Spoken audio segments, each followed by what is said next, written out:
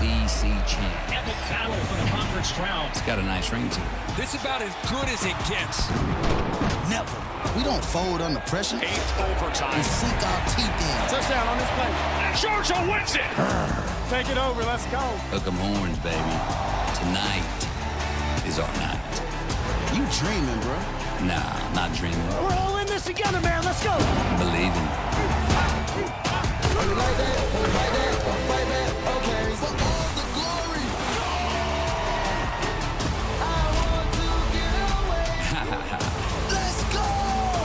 Let's get it on.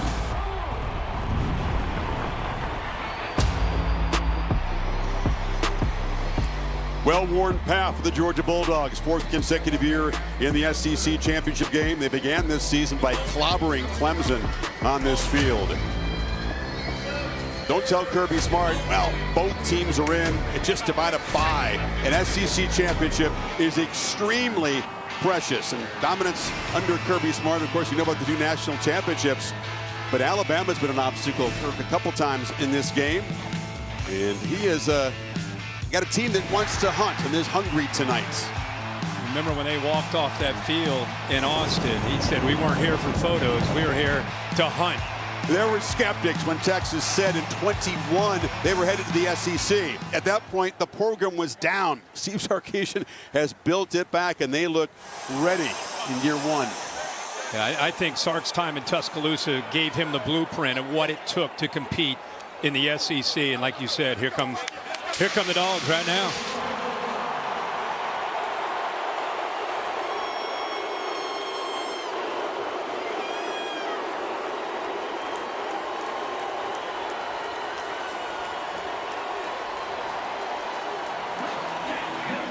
Sarkisian's team, the home team, the choice of uniforms, and the players said we like the icy whites. Traditional road uniform. I agree. Sark looks locked in. He was play caller for the Falcons 2 years in this building, and of course for Alabama involved in some very big games here. Yeah, his team got down so quickly in that game in Austin. To their credit, they were able to rebound and make it respectable and got within a possession in that second half. But I think he wanted another shot at this Georgia team, and especially the defense, to see if his offense can match up more favorably. Both teams off very demanding rivalry games coming in. Texas went to College Station, very impressive against the Aggies. Defense basically pitched a shutout, but a lot went into that game. Georgia played a game we've never seen before, an 8 overtime win over Georgia Tech. So both sides digging deep tonight with this championship and a first-round playoff bye on the line.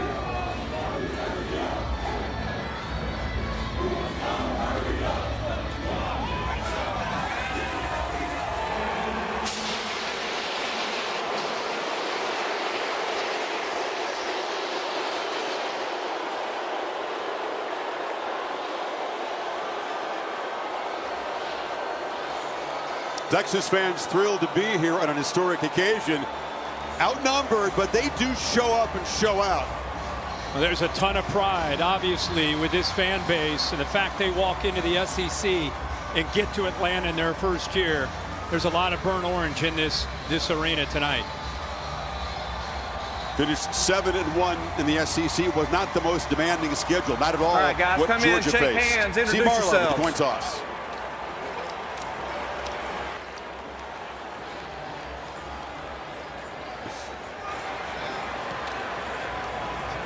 All right, congratulations for making the championship game. Georgia, you're the visitor today. This is your coin. The logo is heads. The pennants are tails. The pennants are tails. The logo is heads. Make your call. Tails. What did he call? Close. Tails. If I drop it, we do it again. It is tails. So you've won the toss. You want to defer or receive? Defer. Okay. You want to receive. Which way you want to go? Put your back there. Great to have both Holly Rowe and Laura Rutledge reporting from the field. Kirby Smart's defense will be on the field first. Holly, to you. Well, Coach, this is your 4th straight SEC championship game. What do you and your players know about what it takes to win in this moment? Well, it takes playing really well because you're always playing a really good team when you play in this event, but the venue's awesome. our kids are ready to play. We're excited. Thank you, Coach. Thank you. And there's big news, guys. Trevor Etienne is going to try to play. He has been out for 3 straight games. He was the most explosive weapon in the last meeting against Texas. He has a rib injury, but is wearing a Kevlar jacket and is going to give it a go. Now let's check in with Laura, who is standing by with Steve Sarkisian. All right, Sark, you have a chance today to make history in Texas football. Why is your team ready to win this SEC championship? You know, we're just focused on today, and literally it's been that way all week. It's been that way all season. It's been one day at a time, one game at a time. We're going to have to play good football today. It's a really good team. All right, thanks so much, Coach. Thanks a lot. And news here for Texas. They are without left tackle Kelvin Banks Jr. He tried to give it a go in warmups, couldn't make it happen, so that means the redshirt freshman Trevor Gooseby gets the start at left tackle. Chris. Laura, thank you. Gooseby did pretty well against the Aggies. That offensive line has been dominant down the stretch. But they face a serious challenge tonight. Man, this is fun. This place is revved up. Don't tell anybody in here there's diminished importance in the 12-team playoff era.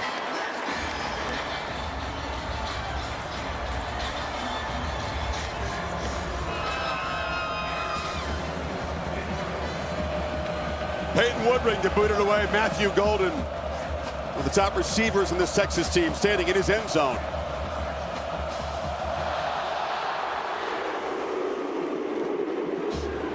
And he's going to bring it out.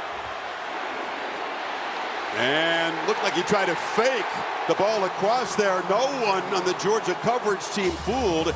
And Texas, which had terrible field position for most of that first meeting, backed up in the first possession. Yeah, it's a great point and a great reminder. There's the season that Quinn Ewers has had. You can see pretty good with his completion percentage. Last 4 games, he's played some of his best football with the 10 touchdowns and most notably only 1 interception. Remember, turnovers were a big factor in that game, giving Georgia short fields to allow them to get points up on the board. Long throw and a catch on the side by Matthew Golden. They'll take easy access if they can. The impact player is brought to us by Burger King. Well, so much about Quinn Ewers. We talked in the open. It starts with Trey Wisner, what he can do in the backfield. 26. Matthew Golden leads a very talented group of receivers. Smile Munden missed the first game. Leadership and experience is big. And, of course, Jalen Walker, number 11. And ball batted in the air. Golden goes up, makes the catch on the carom. And he's going to be dropped down. Getting a hand on it was that man, Mykel Williams. It was a nightmare for the Longhorns in the first meeting. Great job by Mykel Williams. And this ball came out, you know, after he started to take off. Watch him run with it. And then it comes out. And Quinn Ewers jumps on top of that football. Heck of a job by 13 once again, being a factor early in this game. Make a case Golden never had possession of that football. Yep. That would be incomplete in that case. That's right. And they'll stop and take a look at that. John Almond is the replay official. There is a difference where the ball be spotted for this third down play. I can't see him having control at all. No, he was running with it, but it was like he was trying to get control of it. He was in a lot of traffic. The ruling on the field is a catch, a fumble, and recovery by the offense. The previous play is under further review. Yeah, I don't think, like Chris, I think you're right. I don't think he ever quite. First of all, good job coming back to the ball. Look at those Georgia defenders going up to be able to intercept that ball. Allen's there, Jackson's there, and then there it is. Just kind of fumbling, rumbling, stumbling. Never really had it secured. You can understand why he'd be stressed out. I mean, a turnover here in the first couple plays, setting Georgia up. The last thing they need. Deja vu, yeah. And in heavy traffic, it's actually a good thing that he didn't hold on. Yeah. Goes back, what would it be, 3rd and 4 now? And they'll spot the ball, assuming this is ruled incomplete, up at the 17-yard line, so they'll make about a 3-yard difference. Third down's a nightmare, Kirk, for Texas. This first meeting, they didn't convert their first 10, ended up 2 for 15. After further review, the pass was incomplete. It'll be 3rd down at the 17-yard line. Well, there's a few things that happened in that game. Number one, they got behind the sticks, so they were facing a lot of 3rd and 6, 3rd and 7, 3rd and 8s, if not longer. They're comfortable with those 3rd and 4s. Big thing is, because of the kickoff return issue being pinned way back at their own 11-yard line to start this drive, they're just looking for a first down here just to be able to get a new set of downs and just kind of get their feet down into this game. Jaden Blue in for Wisner at tailback to Ewers right in this 3rd and 4.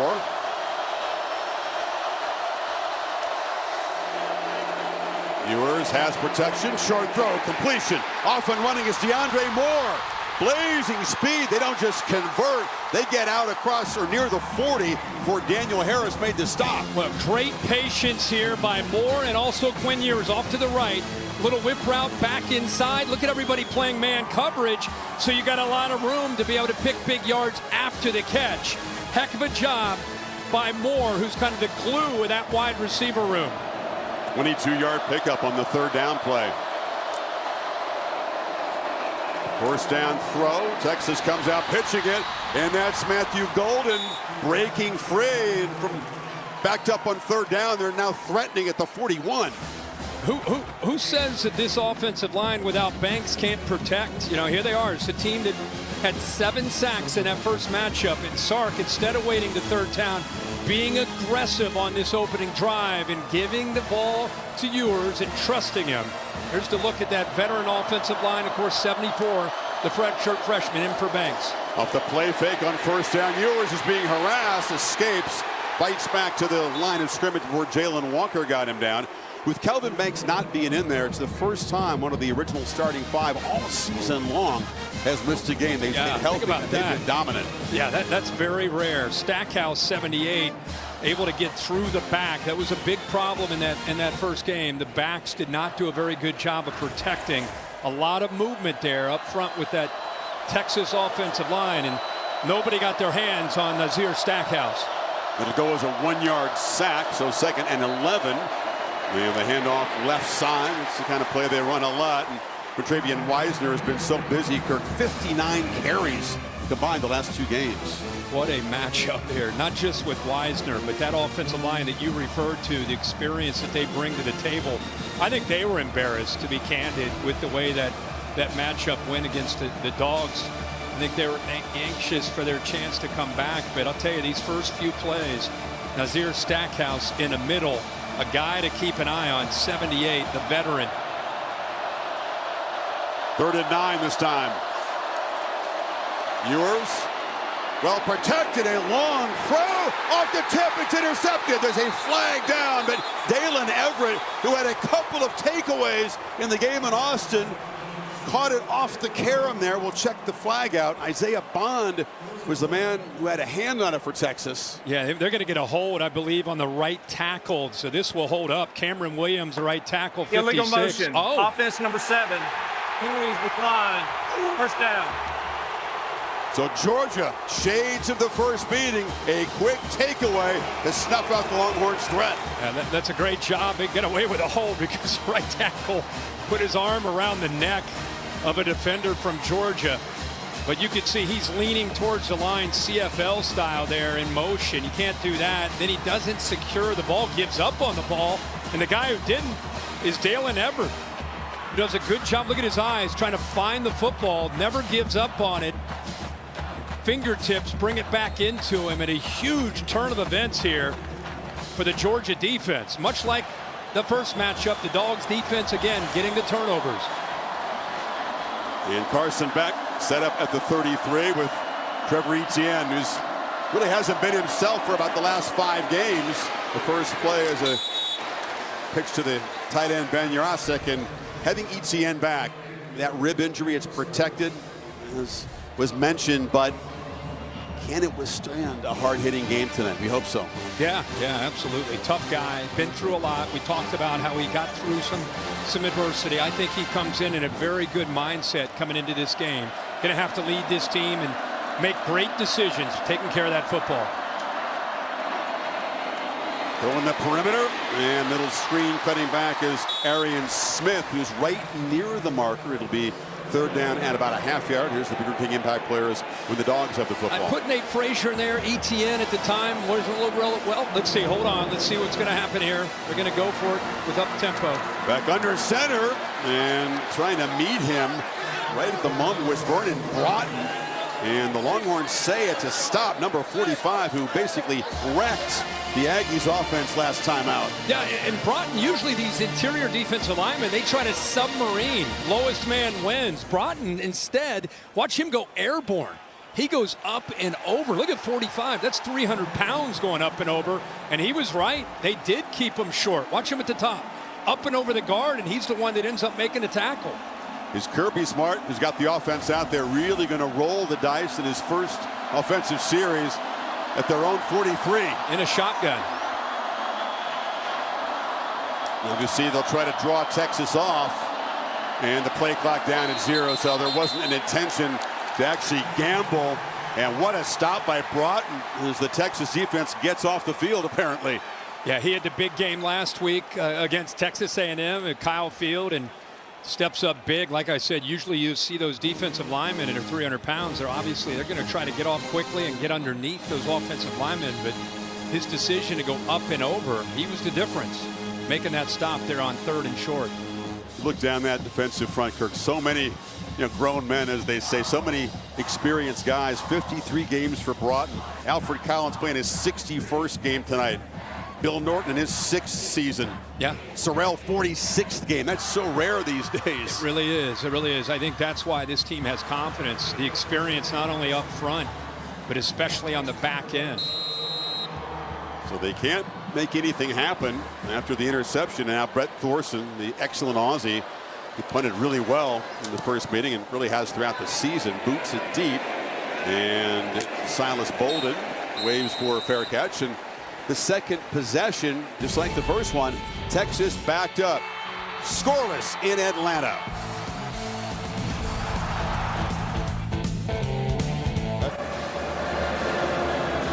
We're back in Atlanta, and just so anyone wants to know, this is not a real leg, but this is the Taco Athletic X brace, which is over Quinn Ewer's injured ankle. This allows for players to return to the field quicker. It allows for explosiveness. They can still run in a way that they would be if they were healthy. It was developed by Mike Bean and Dr. Fred Furlick, and it is changing the game when it comes to ankle recovery, guys.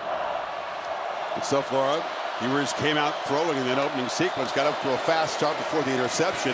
Now they hand it off inside. The Dogs are all over it, and Weiser's going to be dropped for a loss. Raylan Wilson made the play.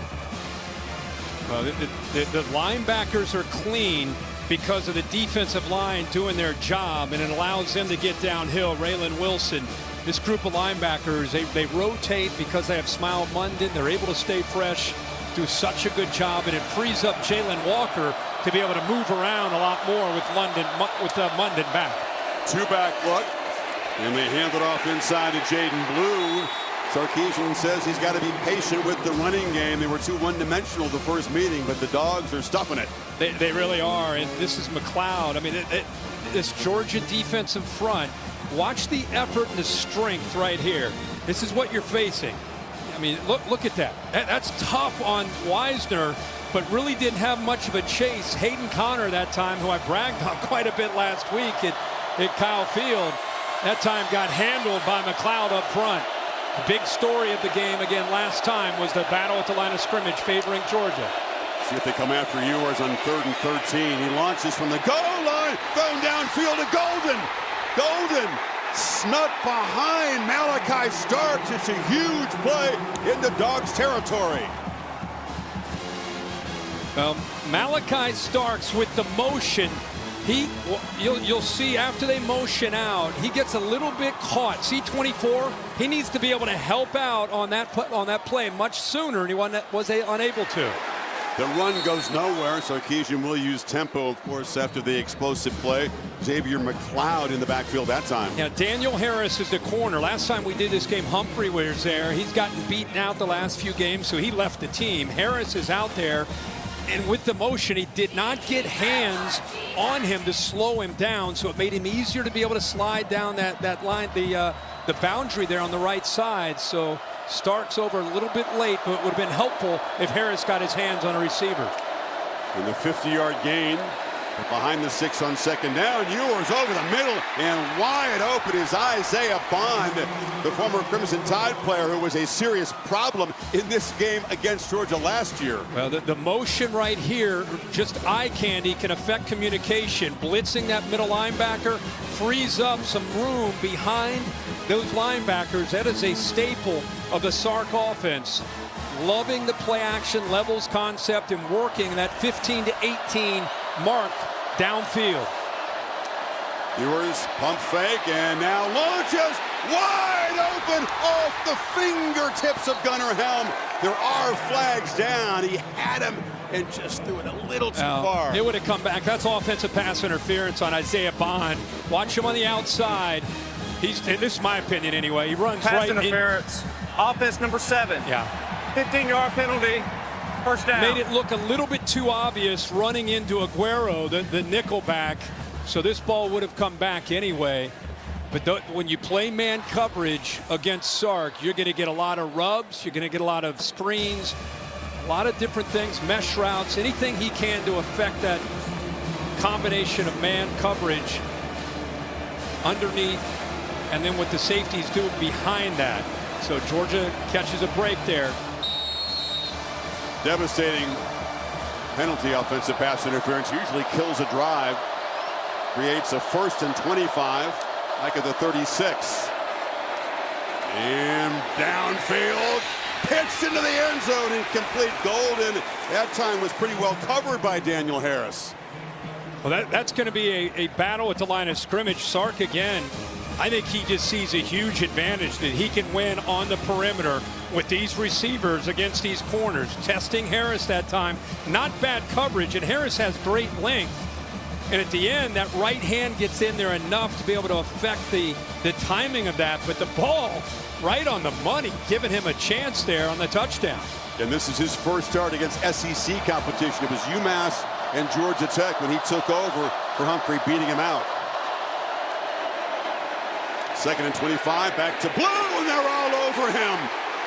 That was Jalen Walker making the play. These Texas backs are a big part of the offense. Dogs keyed in on them. Boy, Jalen Walker, such a big impact with 3 sacks in the first matchup. Watch him there to the outside. He actually saw this coming the entire way, baiting the offensive lineman to come out into space and use his athletic ability to go right around him and make a play on the screen. Great play there by 11. So in 3rd and 27, the penalty. Back to out of field goal range. Can they pick up a little something here? Well, Weisner's got other ideas. He's going to be stopped back near the original line of scrimmage by Dan Jackson, but now they are in range for Bert Auburn to get points on the board. I think that's what that was really about, and I think they picked up more yards maybe than they really anticipated. Good job, Weisner. One thing he does, he gets north and south in a hurry with that acceleration. Gives Auburn a much better chance here for the Horns to try to take a lead. This from 41 yards. Auburn, a lot fewer field goal attempts this year than last. Kicked a bunch last year. This year, a lot of extra points.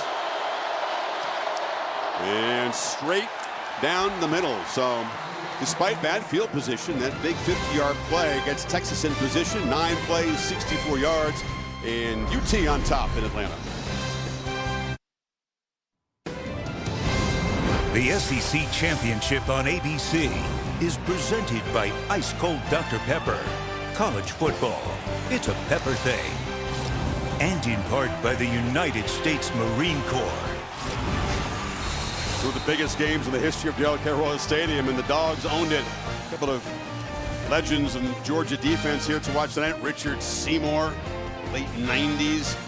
Brilliant Champ Bailey, kind of that same era of Georgia football. A couple of Longhorn quarterbacks here, V.Y. and Colt McCoy, up in the turn orange. What a run that was. Of course, back to back. Minister of Culture. Yeah. The lucky jacket. Hey, if the Horns are in a big game, he's here with the jacket, the shades, and the hat. He told me he's ready for a long postseason ride. I think they're just getting started. Clear out the calendar. Will Stone, the lefty, to boot it away. And Cash Jones lets it sail over his head.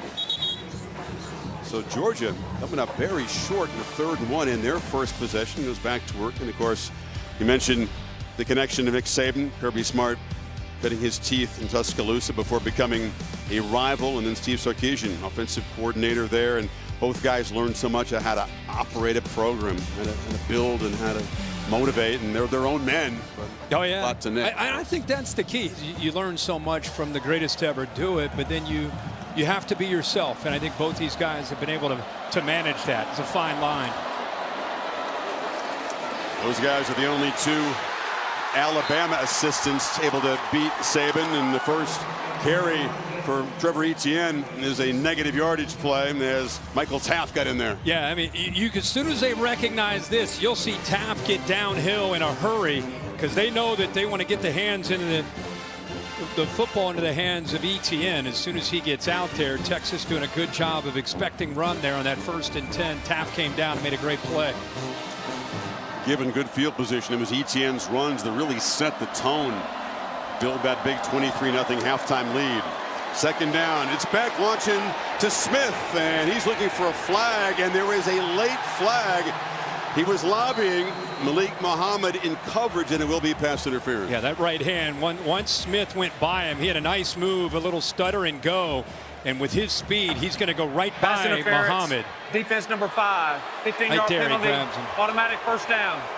Anytime you see a corner grab and then put his hands up, wasn't me, usually guilty of something, and boy, that's Smith. That's why I made him one of the impact players. Has had some drop issues throughout his career, but has the potential of such a big play threat. That time, great job off the ball beating Muhammad, and he'll be doing that more tonight, trying to make that big play for backing the Dogs. Penalty moves the football to the 39. Etienne in the pistol. He's got it again, and they swarm him. He bounces off contact, but will lose more yardage. Ran right into Baron Sorrell, who didn't get him down, and Trey Moore was there along with Hill. Boy, this is a really good job off the edge. You know, you've got to be able to anticipate this kind of potential of what Etienne can do. But right now, Texas, they're saying, hey, it's not just Georgia that's got a great defensive front. Look at Texas. Texas feels that they are as physical and as athletic and experienced as any defense in the country, and Sorrell showed us there. Monroe Freeling forgot to block him, huh? He came clean right off the edge. Ended up losing 5. Nate Frazier spells Etienne. Texas brings some late pressure up the middle. Beck pats the ball and now pitches it as he was going down. Flags are down. Anthony Hill got him down. Grounding is the obvious suspicion on this play. There was no attempt to really complete the pass there.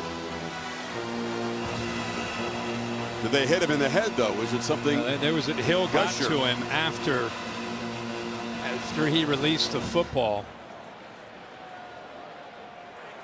There are 2 fouls on the play. Personal foul, roughing the passer, 0 defense. Intentional grounding, number 15 offense. Penalties offset, 2nd down. Anthony Hill's a force, man. Top tackler, top sack guy, top tackle for loss guy, top everything on this defense. No doubt. Taft took away that curl route, almost jumped it. Beck thought better. You can see the roughing there, and then the grounding as well. What about the roughing? Yeah. Bill, what do you think of that on the roughing call? I'm not a fan of that call. I think he's just in there, and he's fallen down. Yeah. So him getting hit in the head, that was incidental. The offset, so 2nd and 15 again. That's Etienne in motion. They get the football to him in the flat. He's got a couple of blocks. Picks his way to the outside and is forced out at the 40. Delp and Lucky, 2 tight ends, created a 6-yard gain. Holly? Well, guys, this is huge that Trevor Etienne is able to play in this game. He's missed 3 games with those ribs that have been injured. He is their most dynamic guy against Texas. He was the biggest threat offensively in their last meeting. And when I talked to him a few weeks ago at practice, he said it's been really frustrating. The ribs just heal when they heal. There's not a lot that they can do, although he's tried a lot of different treatments. They just had to heal on their own, and he looks good so far. Yeah, hurt against the Gators. Tried to come back against Ole Miss, and then has missed the last 3. On the slant, incomplete. Going up high was Dylan Bell off of his hands. And the team that has more drops, Kirk, than anyone in the FBS has another one there. Well, I think he felt Mukuba, the safety, starting to read this and does a good job of coming up fast enough. You see how he flashed driving down on that throw? I think that may have affected. Ball tipped at the line of scrimmage as well by Trey Moore. And I think Four coming up does a really good job because of how quickly he reacted to that throw. So Thorson on again. Golden standing at his 12. High, deep boot. And Bolden is going to let it bounce into the end zone. And Texas will have their best field position of this game so far. A lot of defense so far in Atlanta on the Horn side. Let's take a look at how Dan and Shay got the crowd going at the T-Mobile Championship concert earlier today. The same morning when we were sky high in Colorado. Your lips pressed against the bottle. Swearing on a Bible, baby, I never leave it. I remember how bad I needed when I taste tequila. When I taste tequila. When I taste tequila.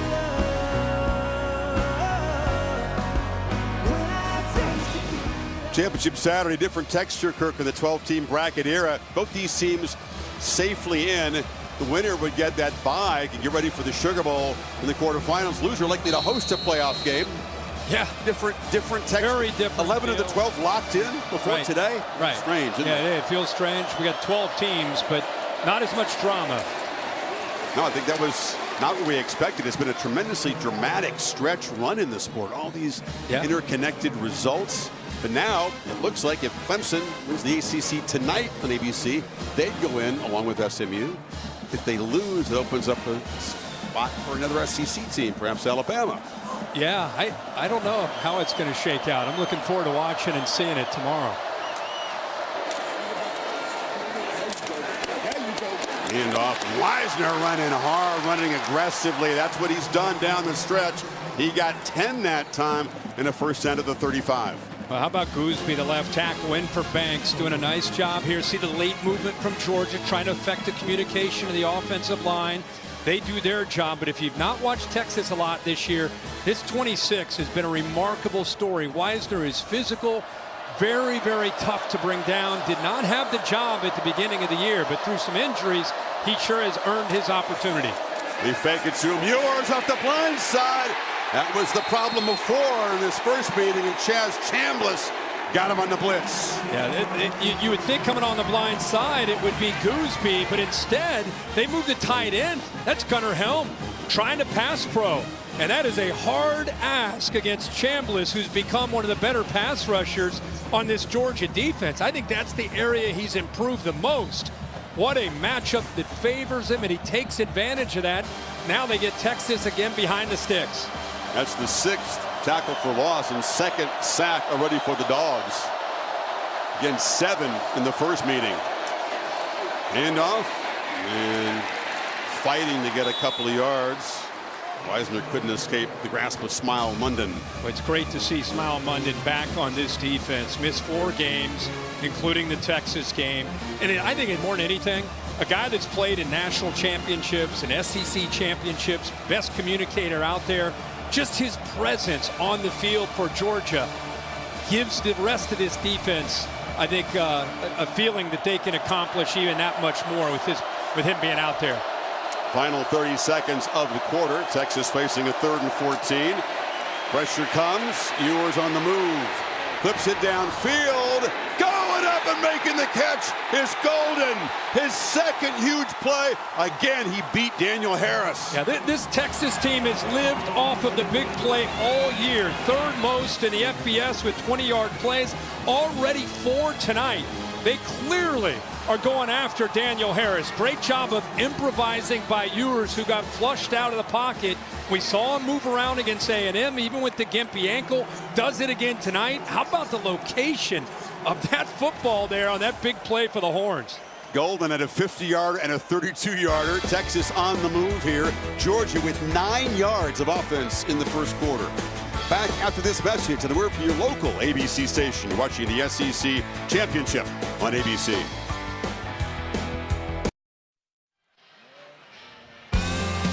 Set for the second quarter, the SEC Championship on ABC, presented by Dr. Pepper. You got more shots taken by the Longhorns than any bar on 6th Street in Austin, right? What an improvement around this stadium that they've made. It is beautiful here. Congrats. Different philosophy from Sarkisian. This is a short pitch on the edge. Weisner has some space, lowers the shoulder, and powers for about 6. We got a kick out of this when we were at the break. I think we saw it live, but you got to keep your eye right here on Kirby. He's down there. He's trying to make a play, trying to help out, trying to help Daniel. His face knew it was going to happen. Look at him in the background. Ha! Body English couldn't help. Back to those safety days. Gets the ball wide. Weisner turns the corner. About 3 or 4 flags come in as they grab the face mask around the edge. You got a holding call that'll come back from Texas, and then you got a face mask that came in when he was running with the football that'll be called on Georgia. So 2 fouls here that I saw. That's the kind of pass play we've seen from Texas a lot this season. There are 2 fouls on the play. Holding, offense number 2. Personal foul, face mask, defense number 7. Penalties offset, 2nd down. That was Matthew Golden who was trying to help out there. There's the obvious face mask that Harris has.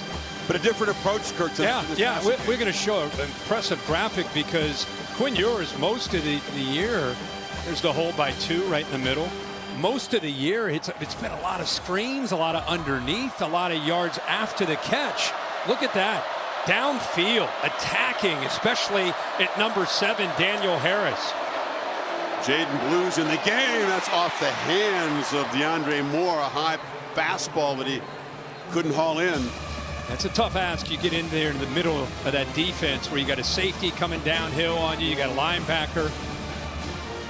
He fires it in there. He gets it to him, but all around him there are red jerseys. I know, but coach, you got to make that play. Yeah. I'm with you, but that's a tough one. It's a fastball coming at you like that with those safeties coming downhill. Let's see what they do on 3rd down. Need 5. Been sharp on 3rd down so far. Pressure comes, and it's checked down. The catch is made right at the marker by Moore that time. Where are they going to spot it? Malachi Starks got him down. He's going to be about a yard short. And here's a 4th down decision. Boy, his route had it beyond the 1st down, but the football brought him back. Arch Manning coming in the game. Yep. He's been a situational player. He's an effective runner. Ran for a touchdown against Texas A&M early in that win. Dogs will be expecting that. Remember, Haynes King gave this defense fits last week. A dual threat running quarterback. Play clock at 5. It's not snapped to Manning. It's snapped past him. Little wrinkle, and Jaden Blue dives for a 1st down. Well, all eyes are on 16, right? All eyes are on 16. They're going to run it here instead through the legs and directly to Blue. It's a heck of a job by the center. All the Georgia defense, anytime 16 comes in the red zone or short yardage, he's going to carry it. How about the center? Jake Majors has seen it all in college football, and apparently he can also do this. Snap right through the legs. Heck of a job there. Good call by Sark. And you're right, all eyes were on Manning. He might not be done for the night.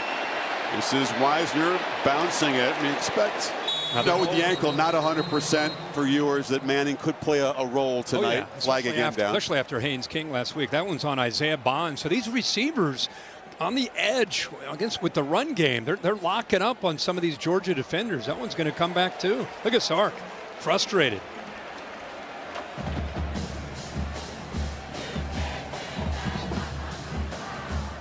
Holding, offense number 7. 10-yard penalty from the spot of the foul. 1st down. Sark's a masterful play caller, one of the more innovative minds in a game. But there's 7. Starks goes in. He's just reacting to the ball carrier who's working outside. We've seen that 2 or 3 times now. Tough start for Bond, who had the ball go off his hands, Kirk. He's back in his home state. Buford, Georgia native. Penalty makes it 1st and 18. Ewers swallowed up by the pressure and dropped for a short sack. It closed down the edge, and then Warren Brinson came through the middle and collapsed the pocket. Well, they have so many guys that can affect a quarterback. Here he is. They've moved him around because of some of the depth, depending on the down and the distance.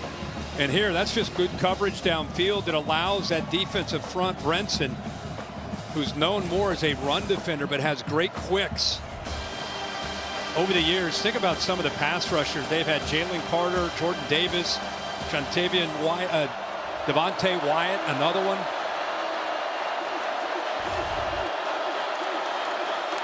Second and 20. Ewers pitches it short. Blue is going to be dropped for a loss. They're going the wrong way. Raylan Wilson stopped the running back, and they're now back out of field goal range. Yeah, Georgia's not afraid to play man coverage, and even though Ewers is attacking these corners, they continue to play man to man. This time it's the defender right here. He does a nice job eyeing it, and this is a big key for Georgia against the skill of Texas. Can you make plays out in space, especially with the linebackers? Great job there by Wilson. Had a first down at the 25, flirting with the red zone. Now they're out of field goal range. Need to do the same thing last time.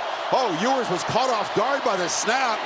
Still makes the catch and the completion, and just like last time, Kirk, too far to make the first down, but Moore's going to get yardage and make it a more comfortable field goal attempt. Heck of a job by Ewers just to secure this. He's looking around, ball comes back. Thankfully it hits him in an area where he can use his athletic ability to be able to secure it. Could have been worse. Could have been a lot worse. Yeah, so snap comes early. Ewers gives him a chance now with another field goal. Auburn, this from a yard longer than his 41-yard make earlier. And this one straight and true. So a 56-yard play. Texas stalling with a penalty, but up 6-0.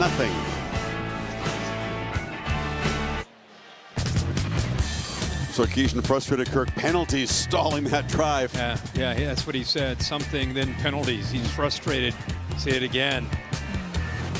What he's happy about, though, is his defense. I mean, this Texas defense has been the elite unit in the SEC all season long. Georgia has run 7 plays. 9 yards is their worst offensive output in a quarter since they played in the Sugar Bowl, these two teams, in 2019 season. Look at Texas, almost 200 yards. And think about this. You're only down 6-0. I mean, how fired up Georgia's got to think, you know, hey, guys, that game hasn't gone our way, but we're down 6. Let's go. Definitely true, but they got to find a way to move the ball against this defense, which is salty again. Holly? Well, this Georgia offense has been sitting on the sideline for so long. Just now, they're trying to really start moving around. The offensive line yelling at each other, let's go, let's go. You saw that time of possession. They've been sitting more than playing, and they know this is the time they've got to pick it up and go on a drive. They're trying to do that by giving each other energy over here, guys. Well, remember, the first time these guys matched up, it was all about the turnovers in a short field. It wasn't as if Georgia went up and down the field. I mean, they had a short field, and especially in that first half, that's where they got most of their points. They held under 300 yards offense for the game. After that fast start, really had one productive drive late in the game that salted away, but you're right. Well, Texas's mantra up front is being able to use these defensive linemen who are very athletic. Broughton leads the way, but Alfred Collins is also a great player, and that time 95. Good job with the hands and quickness to get off the ball. Georgia's got to be able to run the ball and take some of the pressure off of their pass game and off of the quarterback and offensive line. Don't let 95's big belly fool you. He's nimble and pretty quick for a 320-pounder. And a flag comes out. This running play produces about a yard. There may have been a Youngala found in the play. Defensive lineman may have lined up in a neutral zone there, like Ethan Burke, 91. Point in that direction. Offside. Defense number 91. Lined up in the neutral zone. 5-yard penalty. Second down. Self-inflicted wounds, yeah. Another shot of Sark getting frustrated. Here he is right down here. Line just trying to get a little advantage there. Good call by the officials. Fourth penalty makes it 2nd and 3. Dogs need every break they can get at this point, trying to get a play that will spark this offense.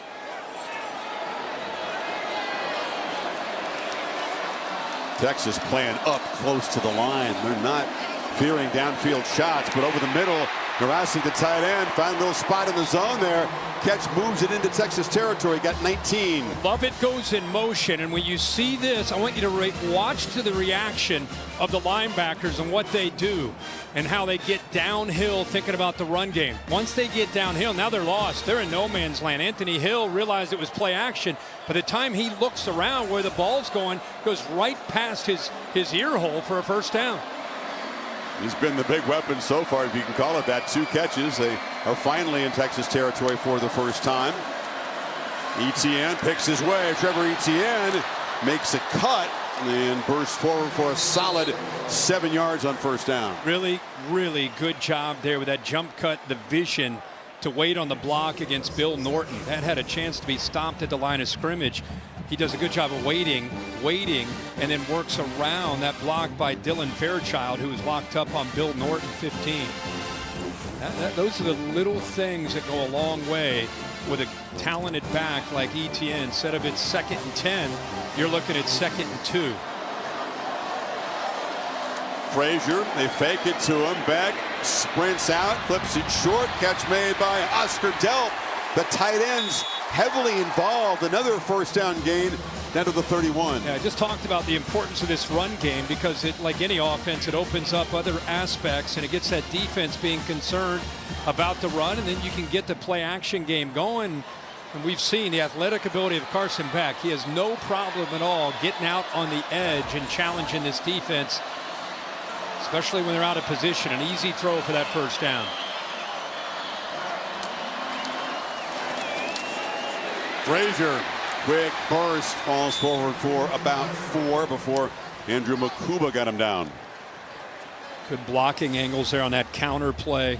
Couple pullers coming around. Fairchild, Yursek. What a different feel with Nate Frazier. He's more of a hammer, more of a north and south slasher compared to Etienne, who has that ability of those jump cuts and can accelerate, but more of a patient back with the experience he has. 7 touchdowns scored in the last 5 games for Frazier, who's grown up a lot, Kirby Smart says, stepping into this role. Beck has time, delivers a thought, and it's off the hands of Arian Smith. Something that we have seen a lot of. I just, he's not a natural ball catcher. Watch him jump. Why does he jump right there is what I want to know. There's no reason to jump. The ball is thrown right on the money, and yet he goes into the air. You know, I think that's like a crutch to try to help him use his body to secure the ball, but he's a great player, but man, that's been a big problem for him. 36 drops this season for this Georgia team, most in the country. 3rd and 5, Beck under pressure, Karam, and incomplete. Closing in was Makuba, who thought he could pick it off the bounce, and it's 4th down. Now that's good pressure from Texas. They decided to dial it up. They walk up the pressure. Anthony Hill comes a little bit late. That ball is late over the middle. This defense is too athletic to try to make that play. What a job there. The little backhand there by Barron, who's been such a valuable player for this defense, bouncing from nickel out to that outside corner spot. So Peyton Woodring on, trying to get 3 out of this best Georgia drive so far from 44 yards, and the kickers doing their job tonight, but the drop by Smith really kind of doomed the drive. Dogs cut the lead in half, 6-3, midway 2nd quarter. Well, Sark has come out with an interesting approach tonight. Now, they haven't put up a ton of points, but the offensive line's doing a good job of protecting. Remember, that was an issue the first time they met, throwing a lot of downfield shots, trying to take advantage of man-to-man opportunities. Ewers here gets flushed, eyes downfield, again going after number 7. Makes a nice play there. We've seen a couple of those made by Golden. That time, again, going after Daniel Harris, but no touchdowns at this point. You see the numbers, 11 to 15, the 1 pick. off the hands of Bond that time. Yeah. He's been sacked 3 times, but man, this is just a different Georgia pass defense. Very different from what we've seen. I mean, beaten deep frequently. Think of like Ryan Williams, the contested catch. Oh, yeah. Alabama against 2 Georgia defenders. Mississippi State had a bunch of downfield shots. It's a defense that's given up 12 touchdown passes and only has 6 picks. That's just different. Right. I don't think the corner play they've had over the years, they've been pretty spoiled here, the way Kirby has recruited and developed. Well, 12 noon Eastern time on ESPN, the extravaganza begins. The reveal of the exclusive rankings, the 12 teams. Boise State doing a good job at the field. Yeah. They lock up them. Yeah, how about Arizona State looked dominant. Sure did. I mean, they're not only are they physical with Cam Scadaboo, but they're also, the quarterback Sam Levitt gives them a chance. They're playing with a swagger right now. They're going to be a fun team to watch in the playoff. Look out for ASU. Where do you seed them? It's a question. Yeah. Sort of assume they might be the 12 seed, not so fast. Ewers, long throw incomplete. It was too low for Wingo. Guinea comes out throwing. Ball downfield, soft coverage. Remember what we thought, boy, they got to really establish the running game. Wisner, take some of the pressure off of this offensive line where they struggled in pass pro, but Sark, at least in his first half, is taking his chances, throwing the football. And the slant catch made. Silas Bolden running free. The former Oregon State Beaver shoved out of bounds, and a flag comes in, so the gain to the 45. 15 more moving into Georgia territory. What a job of just keeping this play alive by Bolden on that quick slant. Definitely a mistake, a mental error by Munden on the sideline. That's what Kirby's talking to. Remember I talked about how tough this is a tough catch when you get in here because of what's coming after you catch it. Look who he bounces Personal off foul, of. unnecessary roughness. Number 2, defense. 15-yard penalty, automatic first down. I mean, he's well out of bounds, and that's your veteran. We keep bragging about the fact he's back in the game, Smile Munden. I mean, look at this. Plays over and just throws him. How about Bolden? We saw him make plays for Oregon State a year ago. Talk about a guy who's 5'8", 160 in the middle of all those big bodies. Bouncing off of Dan Jackson, who's as ferocious a hitter as there is. The safety position in the SEC just bounced off of him.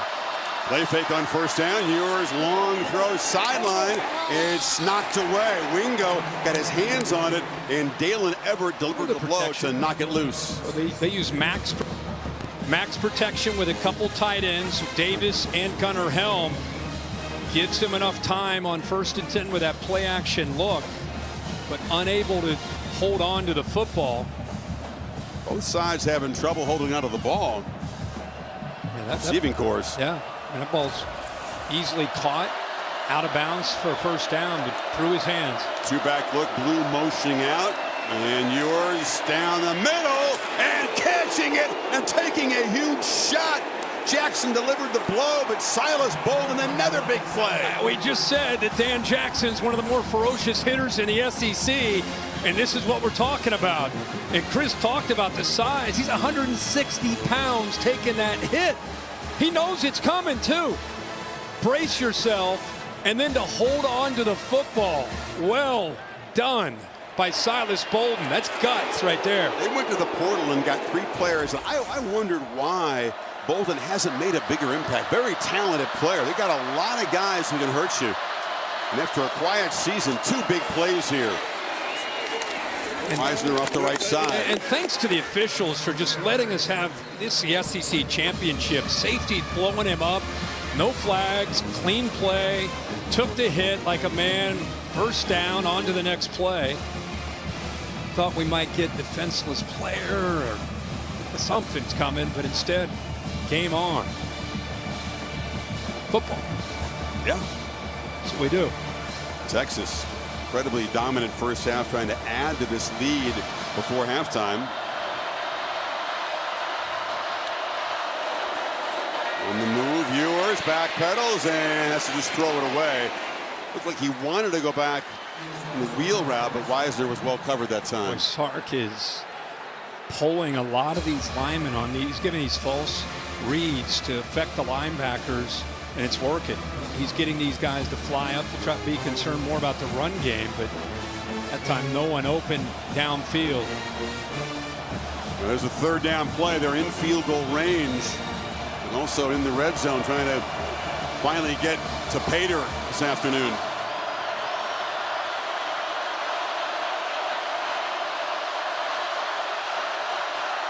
Three receivers to the left. Ewers is looking that direction. And now launches into traffic. Very, very lucky to avoid an interception by Daniel Harris. Risky throw. Risky throw. I think he just kind of assumed it's man coverage. 7 at the top, just kind of sinks back in coverage. I think he thought he had him isolated against number 8. Instead, Harris sits back there. The ball, it's almost like he could have called a fair catch. It was right there to be had. He just drops it. Georgia fans screaming, wait a minute, we had a chance to end the drive. Instead, Auburn tries to go 3 for 3 in this first half. This from 37 yards, whistle before the snap. And it's a false start, so he'll get backed up 5 more. It'll be another 42-yard attempt. False start, 80, offense. You know, 5-yard penalty. Quinn Ewers, as down. good as he is, 33rd career start tonight, he does get fooled from pre-snap to post-snap. They got him a few times. He threw a couple picks in the game against Georgia where they showed man and then dropped to zone. They motioned to like a trips receiver look. He thought it was man. That's why he took the shot, and he threw it right into the hands of his safety. Lucky, very lucky, it wasn't picked. So now from 42. Auburn hooked it and missed it, and Texas comes up empty. So the 5-yard penalty was important. That would have been good from 37. That had been kicked the same way. And the Dogs still hanging around, completely dominated, but down only 3, 4:36 left before halftime.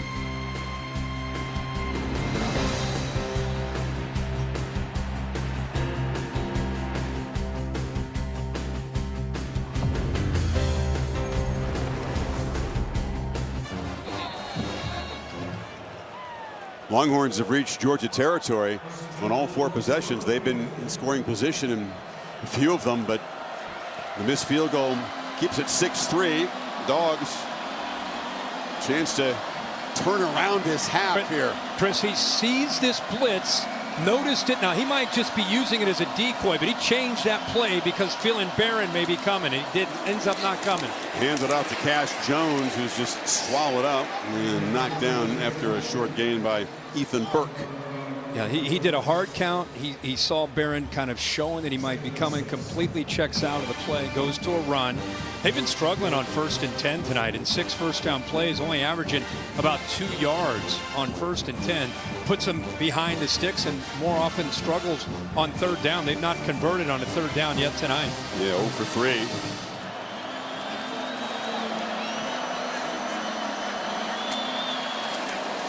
Off the fake, Beck drops back and fires down the middle, incomplete. Michael Taft was in good coverage against Lawson Lucky, broke it up.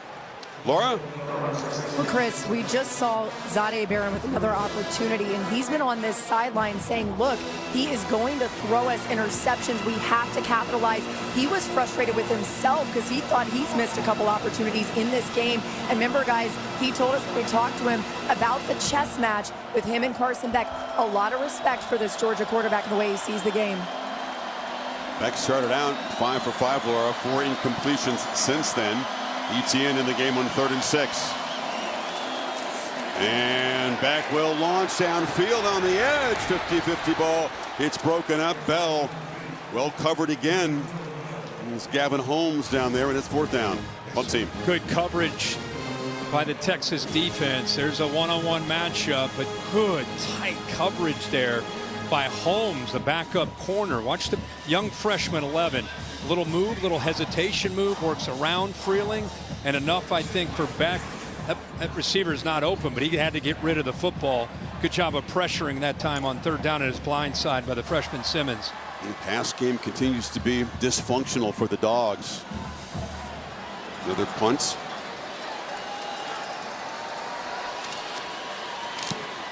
Thorson just gets one of the jet stream. And there's not going to be many fair catches whenever Silas Bolden is back there. He just doesn't believe in them. makes the catch and is driven back. Nice play by Arian Smith. Receiver charging down there. There's Timothy Chalamet. He was on game day here. He's got a new movie coming out, new series coming out, Complete Unknown. Jimmy Pitaro is being present, hanging with him. He was good on game I day. thought he brought some knowledge. Yeah, I asked him. I said, man, who'd he pick here? You're all over it. He went with Texas because of McConaughey. He's a buddy of his in the industry. So he said, I think everybody except Pat went with Texas. Pat had a fun little up and down with the horns. I saw that. Yeah. Our friend Lee Corso, unable to go there. He picked Texas. He picked Texas. Yep. Today and still to win the championship. He picked them in July, so all the way. Shout out to Lee. Yes, sir. See you back soon. Wisner.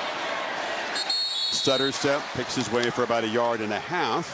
Now it's Sarkisian with 3.5 to work with before halftime. Won't be in a real big hurry, but still will be aggressive. You know, he's just continuing to, he's not going to abandon the run game, obviously. It's become a real strength of theirs. I almost feel like they're a run-first kind of team, but tonight with this matchup, they feel it's more favorable, taking some shots against this secondary. Wisner a whole bunch of yards after contact. He just ran through tackles with the Aggies. Hasn't been able to get free tonight. Matthew Golden has been busy on the edge. Got a block from Moore before Aguero tackled him. Yeah, that's the obvious run-pass option, where if you have a couple receivers against one defensive back, instead of running it into a loaded-up line of scrimmage, just flip it out there and try to get some positive yards, give you a chance here on more manageable third down. Georgia has not been elite defending third downs this season. Another startling stat about this smart defense. In the pocket, pass delivered, first down. There's DeAndre Moore hanging onto the football, picked up 7 there across the 30. Yeah, like I said, they talk about him being the glue of a very talented wide receiver room. I'd love to see him not only catch the ball, but I'd love to see the fight after the catch there just to make sure he got the first down. This will change the philosophy. We get to the 2-minute timeout. Still all 3 timeouts. Plenty of time for Texas to work into field goal range, if not more. Ewers 15 completions, 217 yards so far.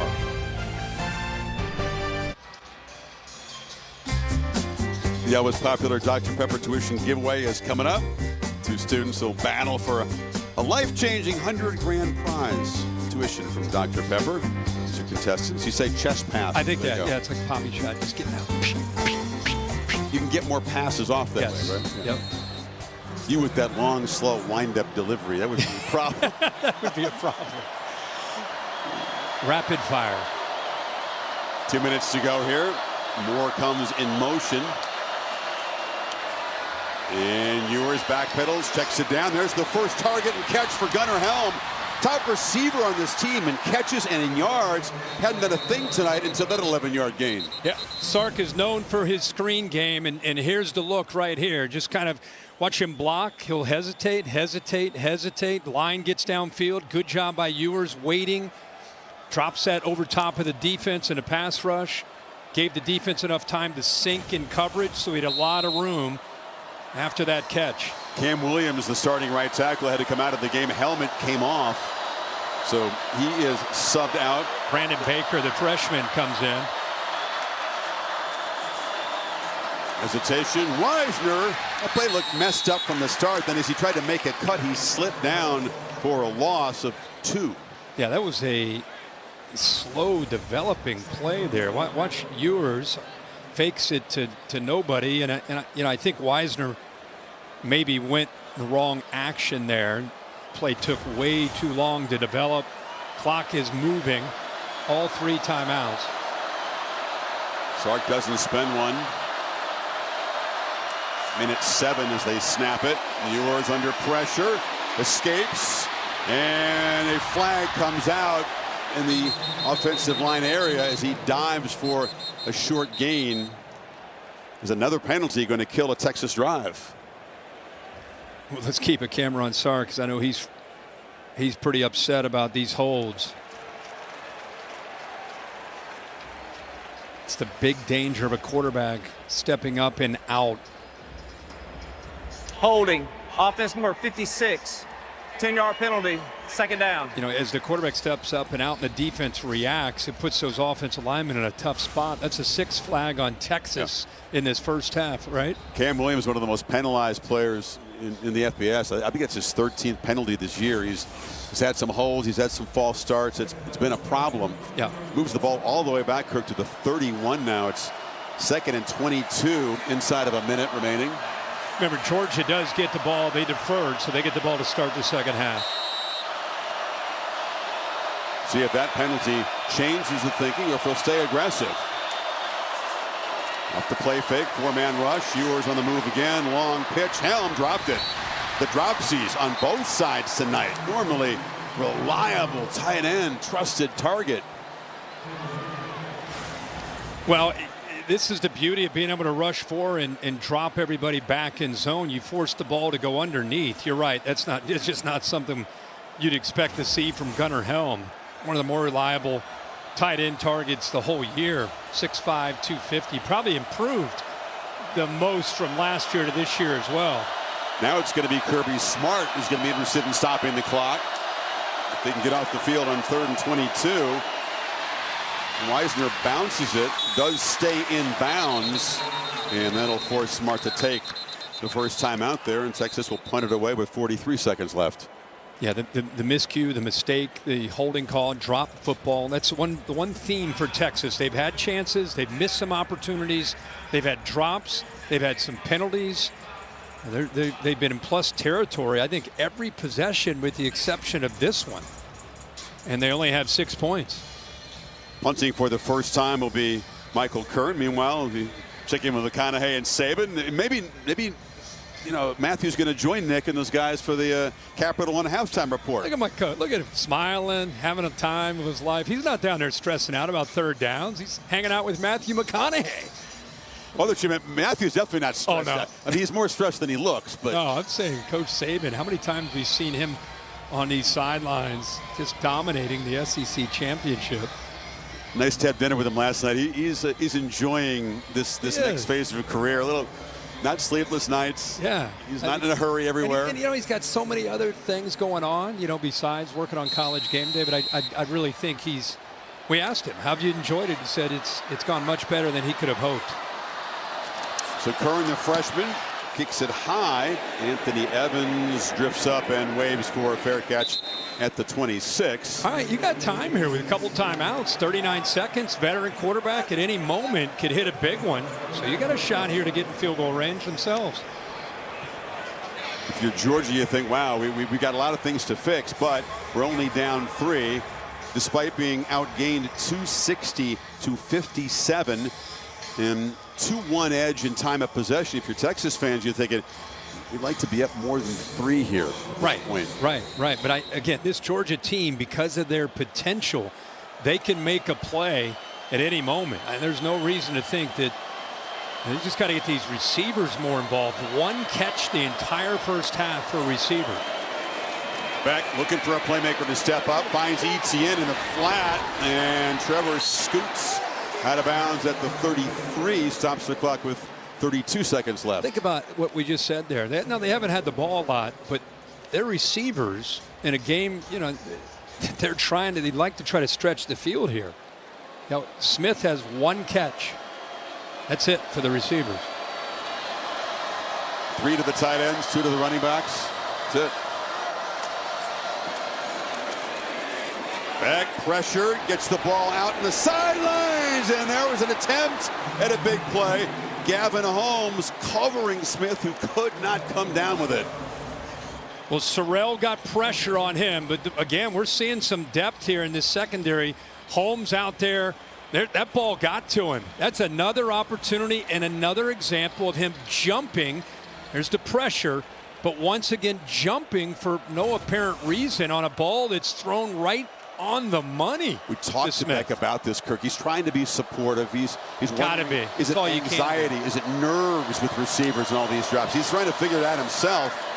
But, you know, Etienne on the edge will get a first down to 20 seconds.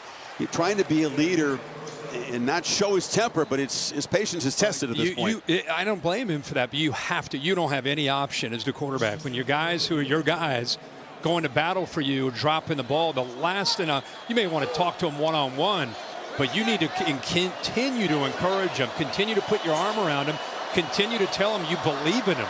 Because it's hard enough for these receivers. They start thinking about it and worrying about it. Going to get a free play here back. Pump fake, now a downfield shot, looking for Evans, and he threw a pick. This will come back. There's another flag down in the secondary. Mukuba came up with the football. He takes a huge shot as he gets in the paint in the Texas bench. I don't see another flag on that one. I think you may have pass interference. So you had the free play, and then you're going to have pass interference as well. It leaves them just 8 seconds. They've got timeouts. They've got a little work to do even after this penalty is marked off to get in field goal range. Yep. Penalties, a big story for Texas in this first half. Offside, defense number 11 is declined. Pass interference number 9 defense is accepted. 15-yard penalty, automatic first down. That's the 7th penalty, and it does move the ball to the Texas 47. So Beck, with one completion, can get in field goal range here. Yeah, here's the look at the interference. Holmes looks back a little bit late. By then, he'd already made contact, and the penalty had already been called. Peyton Woodring is solid in the opening game against Clemson. He booted his career long from 55 yards. So they're getting close to that with one more completion here. 8 seconds to go. Got to be very mindful of that. And Texas will spend a timeout on defense to plot here. Talked about Woodring, has been rock solid. 17 of 19 again on this field against Clemson. Everything was going right, and he just slid it inside the upright. Needs to get a few more yards to get that close here. Holly?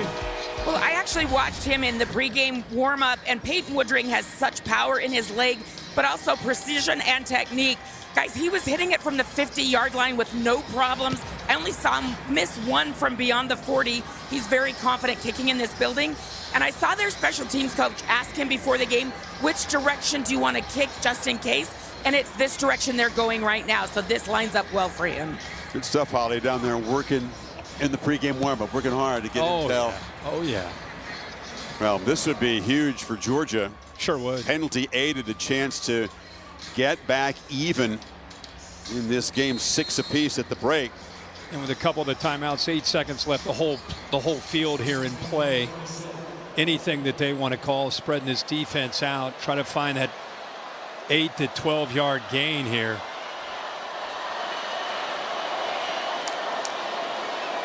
Another free play. Texas jumped offside again. Another interception's going to come back. This is Anthony Hill who made the grab, but Texas just not holding their water, as they say. Well, you know what Sark's going to be talking about with this football team. Down to a second to go, so that is a factor, but man. Offside, defense number 11 was on to the snap. It's a 5-yard penalty. We play first down. Look, by the way, you know, I don't know if he forced his throw because he had the free play. He's at the bottom right 11, so just barely a little bit of movement. I'm guessing that Beck thought that he had the free play. He puts that right into the hands of Anthony Hill.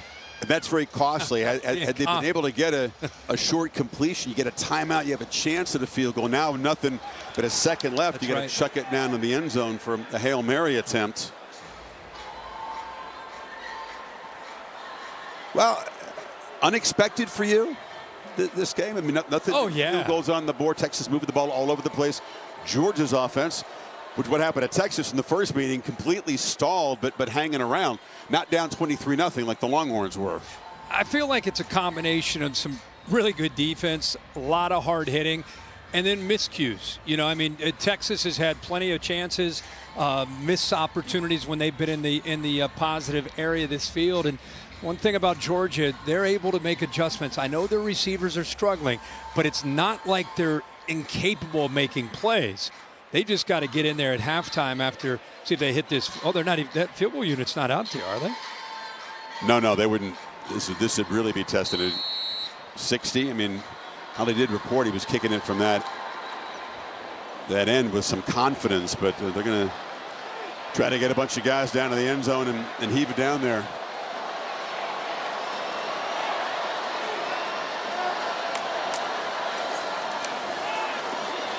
Back. Can he step up and even launch? Chase from behind. Ball knocked free. It's bobbled around, scooped up. The Horns on the final play of the half, trying to make something happen. Anthony Hill laterals it. They're still going. And now they lateral back to a Bulldog in a wild, frantic play. Most entertaining moment of the first half, frankly. Peck got hit. And he's down. Hard, yeah. You know, there was a play last week against Georgia Tech that he got hit, and I wondered at that moment if he was going to be okay.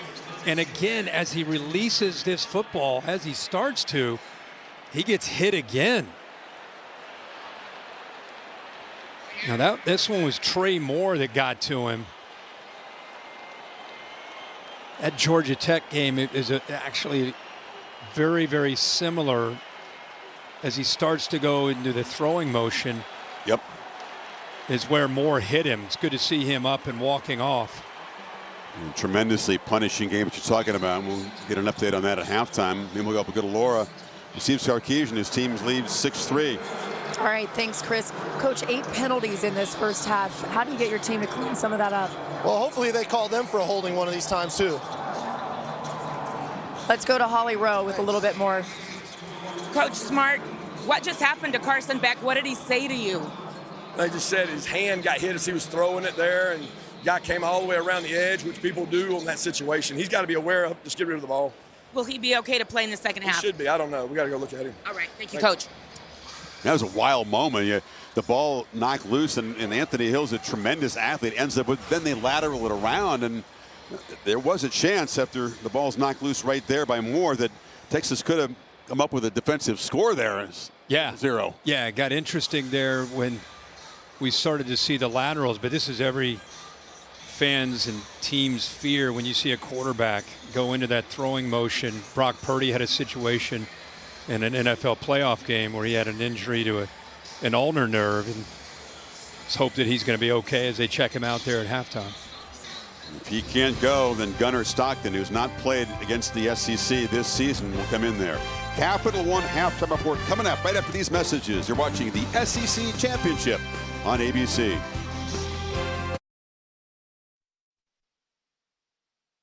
An unprecedented season comes down to this. Tough decisions have to be made. Let's see where the committee landed. The College Football Playoff Selection Show, Sunday at noon Eastern on ESPN. You're watching Dr. Pepper Championship Week.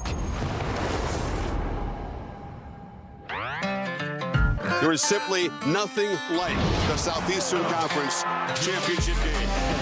That's just how I was raised. Stuck in my going up and making the catch. A lot of defense so far in Atlanta.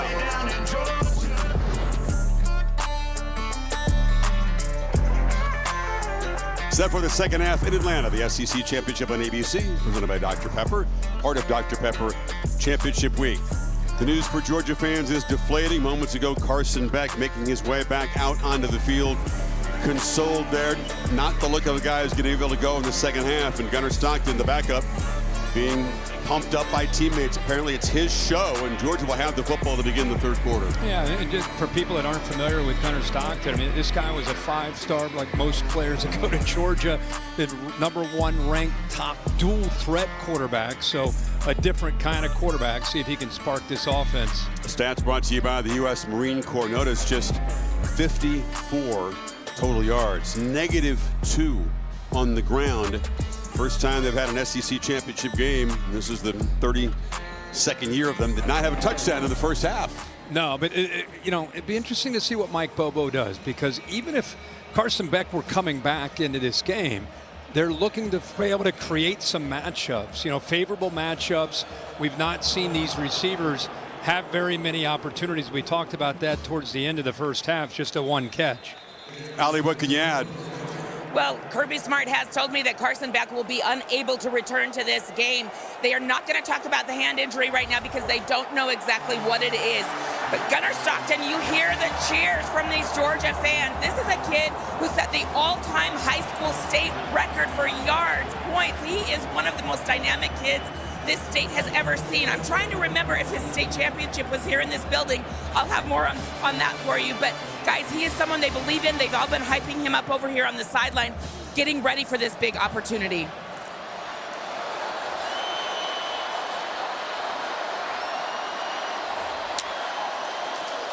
The other week, this is the first snap he's taken in the game, Kirk, when the margin is less than 21. He finds Etienne for a nice first down gain.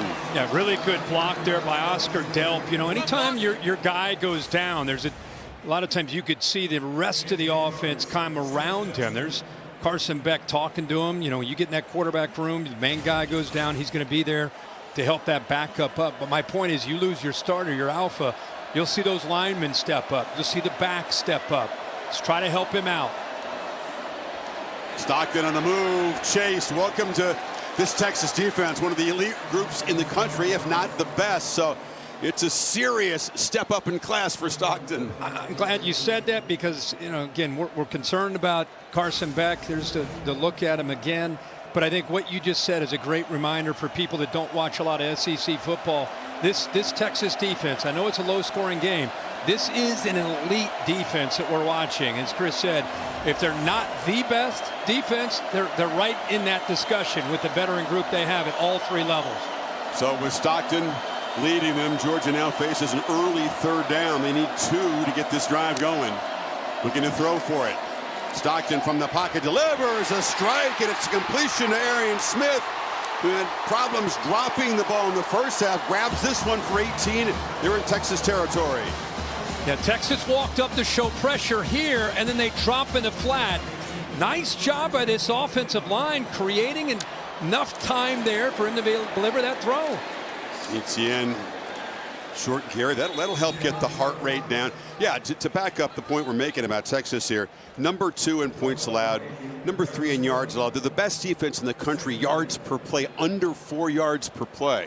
Well, the other thing they do is they rotate another wave of defensive linemen into the game. Is that depth allows them to be able to stay fresh and play fast at the end.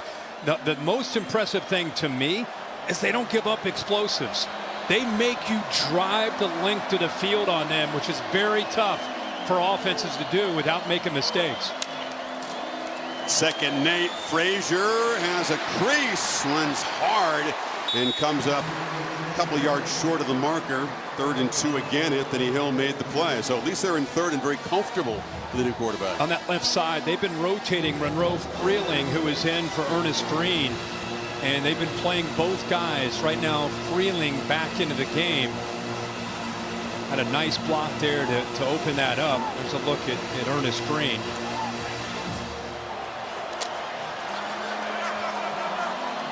Plenty of time on the play clock. They fake it to Frazier. Stockton backpedals, pressured. He can run. He's got space, and he's going to make the first down with his legs. Takes his shot at the 37, and the Bulldog bench all fired up and moved the sticks again. Well, you see the reaction from the Georgia sideline? That's what I'm talking about. The backup quarterback comes in. They go trips into the boundary looking for play action. Texas takes it away. This is the element that he brings, but look at the end of this play. Takes on the corner. Look at the Georgia sideline reaction to the backup quarterback trying to provide a spark for this offense. 6'1", 215. Not a huge, solid build on him.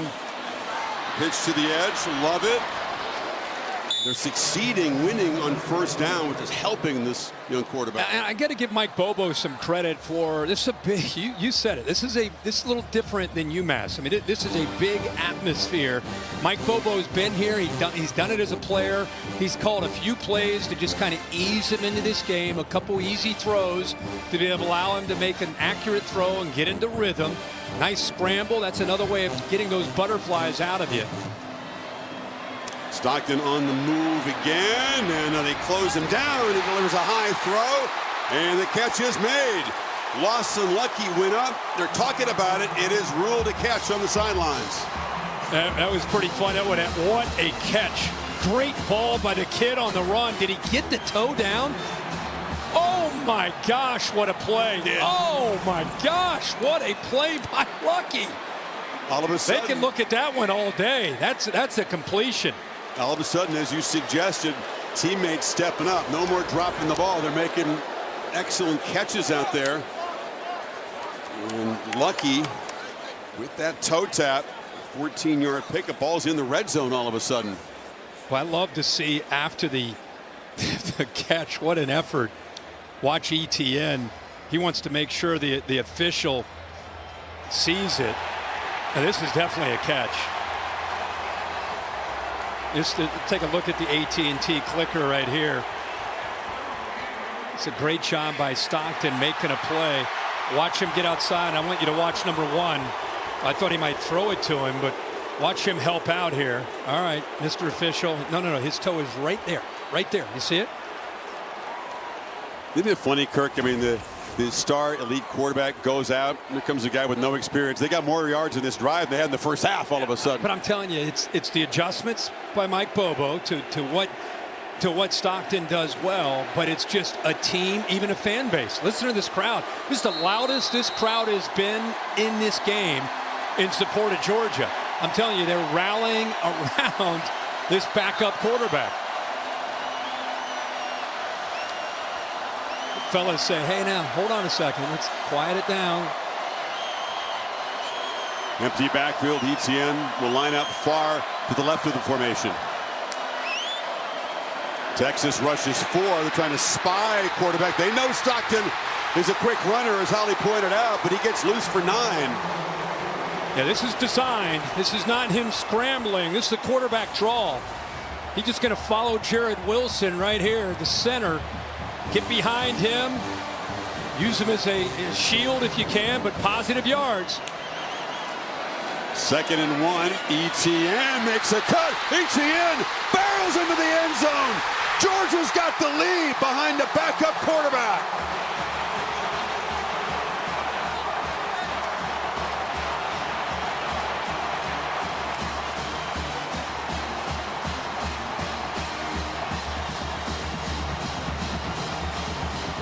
Chris, watch the block right here on the outside by Delp.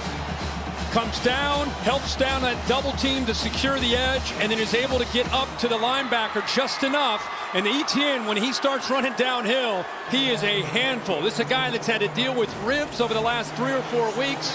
Had 3 touchdowns the first game in Texas and Austin, and provides a big spark along with this backup, Gunnar Stockton. What a different energy from Georgia. Urgency is an amazing thing, right? All of a sudden, dogs step up behind a guy who's never been anything like this situation. And Georgia, for the first time today, on top of Texas, 10-6.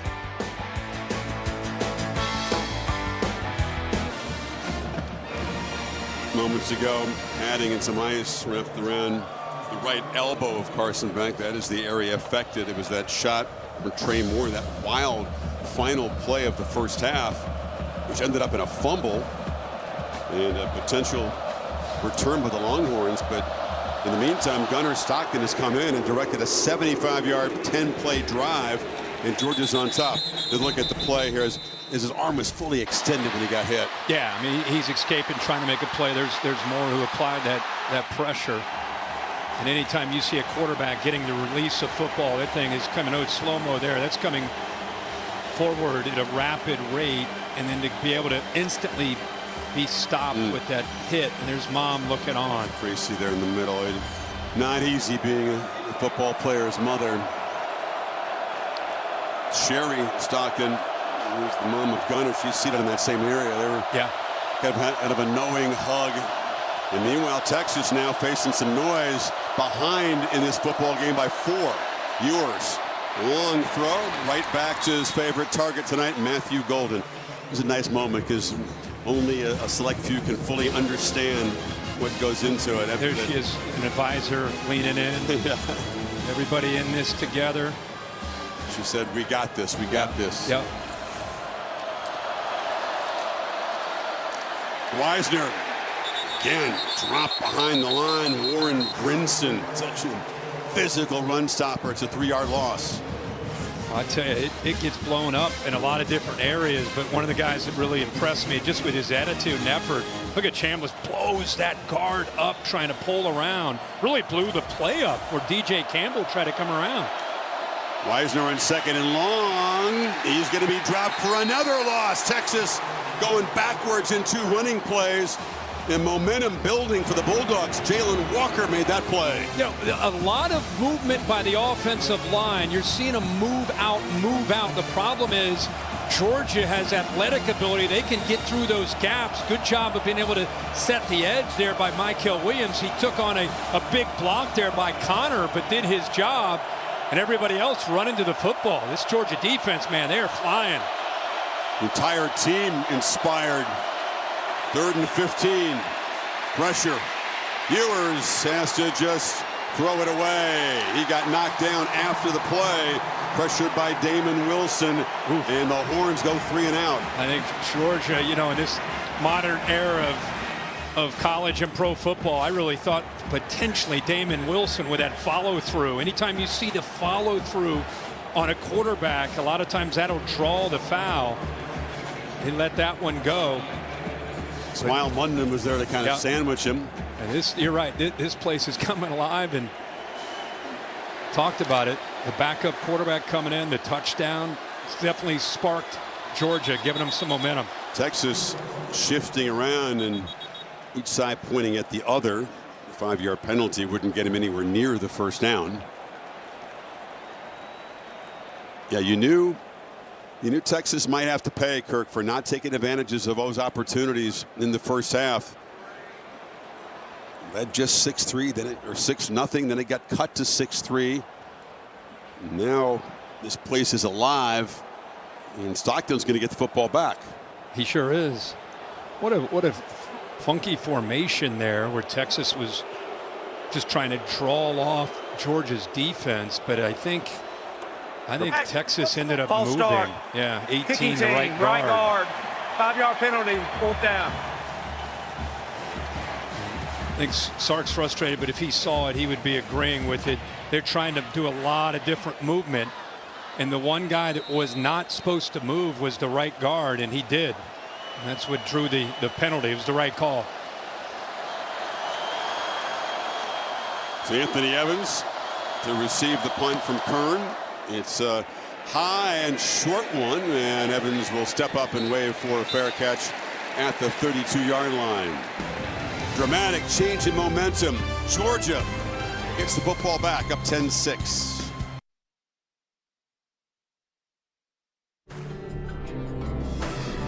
College football championship weekend continues tonight.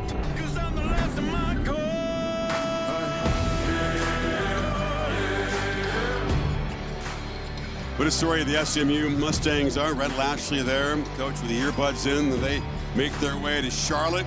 ACC championship presented by Geico. Clemson trying to a mild upset here. Yeah. What a job all these teams with realignment. First year in these conferences. Texas, we see Oregon tonight. SMU in the ACC, Army in the American, Arizona State in the Big 12. Wild to see these teams first year in these conferences making it to the championship game, and some cases winning them.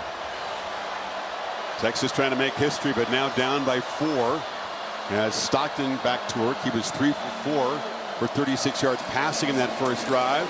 End around here. Evans will be tracked down. He's a speedster returner. They try to involve him on those end arounds, but he loses 7 as Makuba wasn't fooled. Yeah, great job. Notice how they're walking people up now.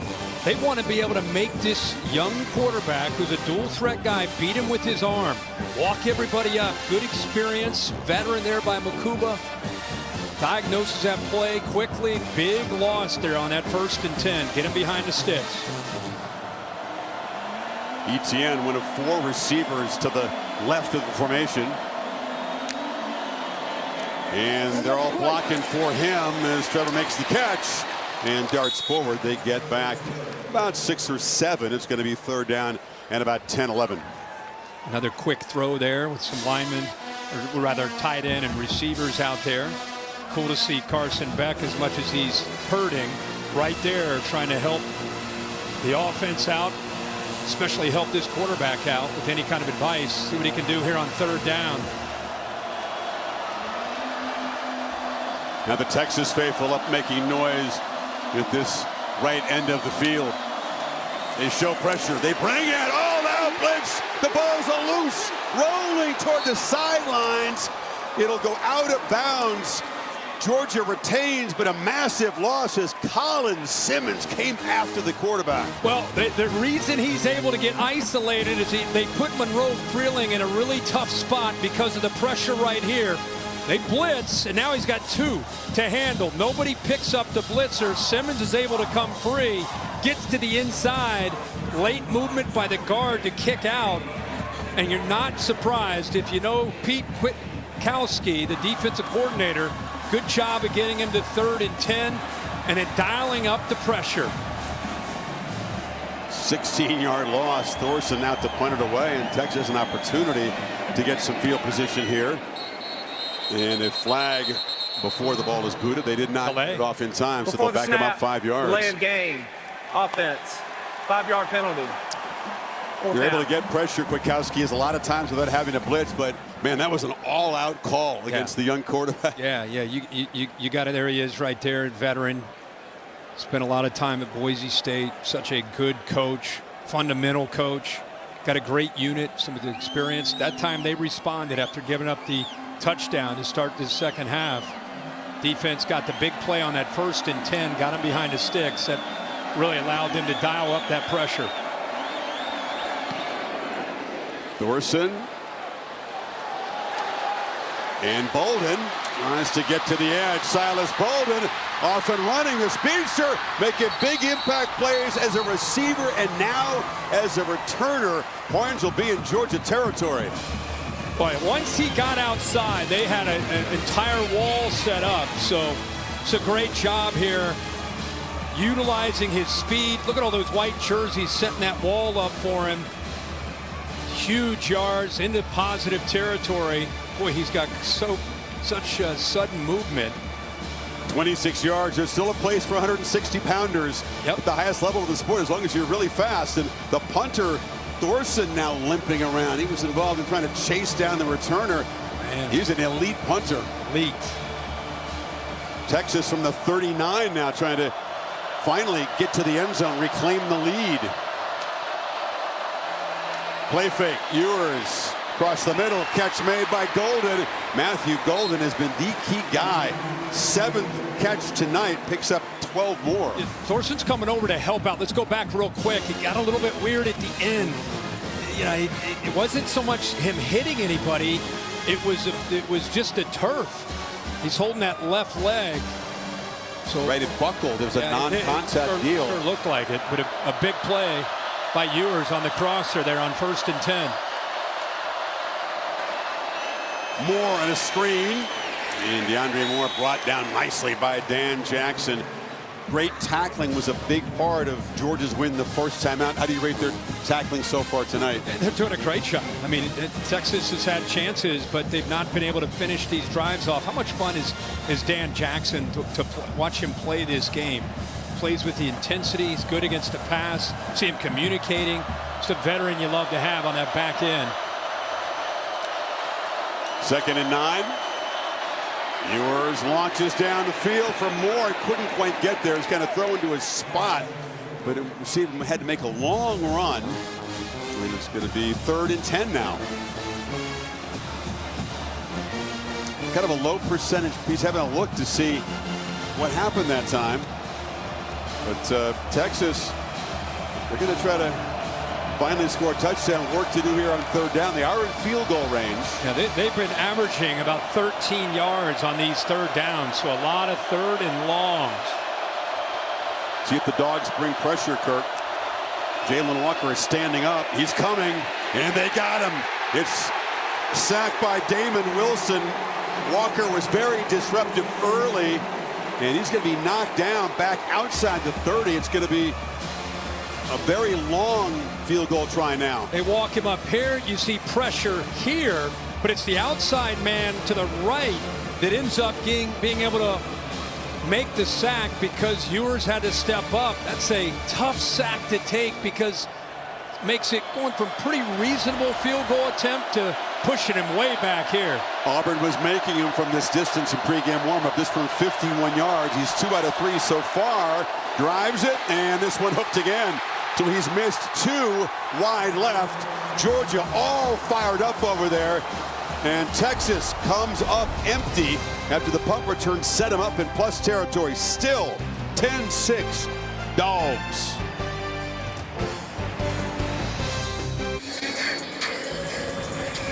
Well, the Georgia Bulldogs will be without another one of their most important weapons. This is Thorson, their punter. You can see that left knee injury there for him. He is out for the remainder of the game. And guys, you know how big this is. He has been booming punts, and he will be out. Big news. Junior from Melbourne, non-contact injury there. You could make the argument in their first matchup. What do you have? 4 punts, average of 54 yards, flip the field the entire game. They're among the best in net punting average this season. Etienne off the right side. Trevor Etienne is a crease, breaking tackles. It's a race down the sidelines. They finally angle him out inside the 20. Welcome back, Trevor Etienne. Nice job by the offensive line. Interesting, the corners don't even get involved in support. They're locked in thinking it's going to be a quick throw out there. And then it is so tough, even for a veteran like Thor Makubu, to make that play in space against Etienne. What a difference maker he is to this offense. They have missed him these last 3 or 4 weeks since the Ole Miss game. 46-yard chunk, the rare explosive play for this Dogs offense tonight. Frazier into Spellum in the red zone, trying to build on this lead. Frazier takes the pitch. Ethan Burke was there in a hurry, turned it back inside, and then Barron knocked him down as they get the cart ready for Thorson. He's a terrific guy. Get to know these Aussies when they get down there and cover tennis and talk to him. And he's just a really fun, cheerful guy. He's got an NFL future punting. Sure. Big leg. I hope this is nothing serious. You got to keep in mind as Georgia moves down here in field goal range, Carson Beck is their holder. Bet Thorson's their backup holder. So I don't know how deep they go at holder, but we may find out. Fixing to find out. The 2nd and 9. Stockton, end zone, way overshot. Banged it off the back wall, the general vicinity of Arian Smith. Yeah, I think he's taken that away. Oscar Delp was running a really good route here and broke free over the middle. That ball would have been able to, if he would have been able to see him and get that ball out, he would have had a chance to score a touchdown, but instead we got a 3rd down and long. Does Texas bring the heat this time on 3rd and long? I think you do. I think you give them, you continue to mix up your looks. They're walking those linebackers up now. 5 up. Empty backfield. He's going to take off, has some space. Gunnar Stockton did not slide, but did not get the necessary yardage. Stopped by Taft and Makuba at the 12, and it's 4th and 2. Really good job by Mike Bobo here. He's just calling a quarterback draw. We saw it earlier. Jared Wilson blocking. Receivers are blocking. Offense out there. Wonder if because they don't have their top 2 holders, they're not thinking field goal here. So suddenly a big play as Texas has a chance to get the football back. Down only 4. Still 15 seconds on the play clock.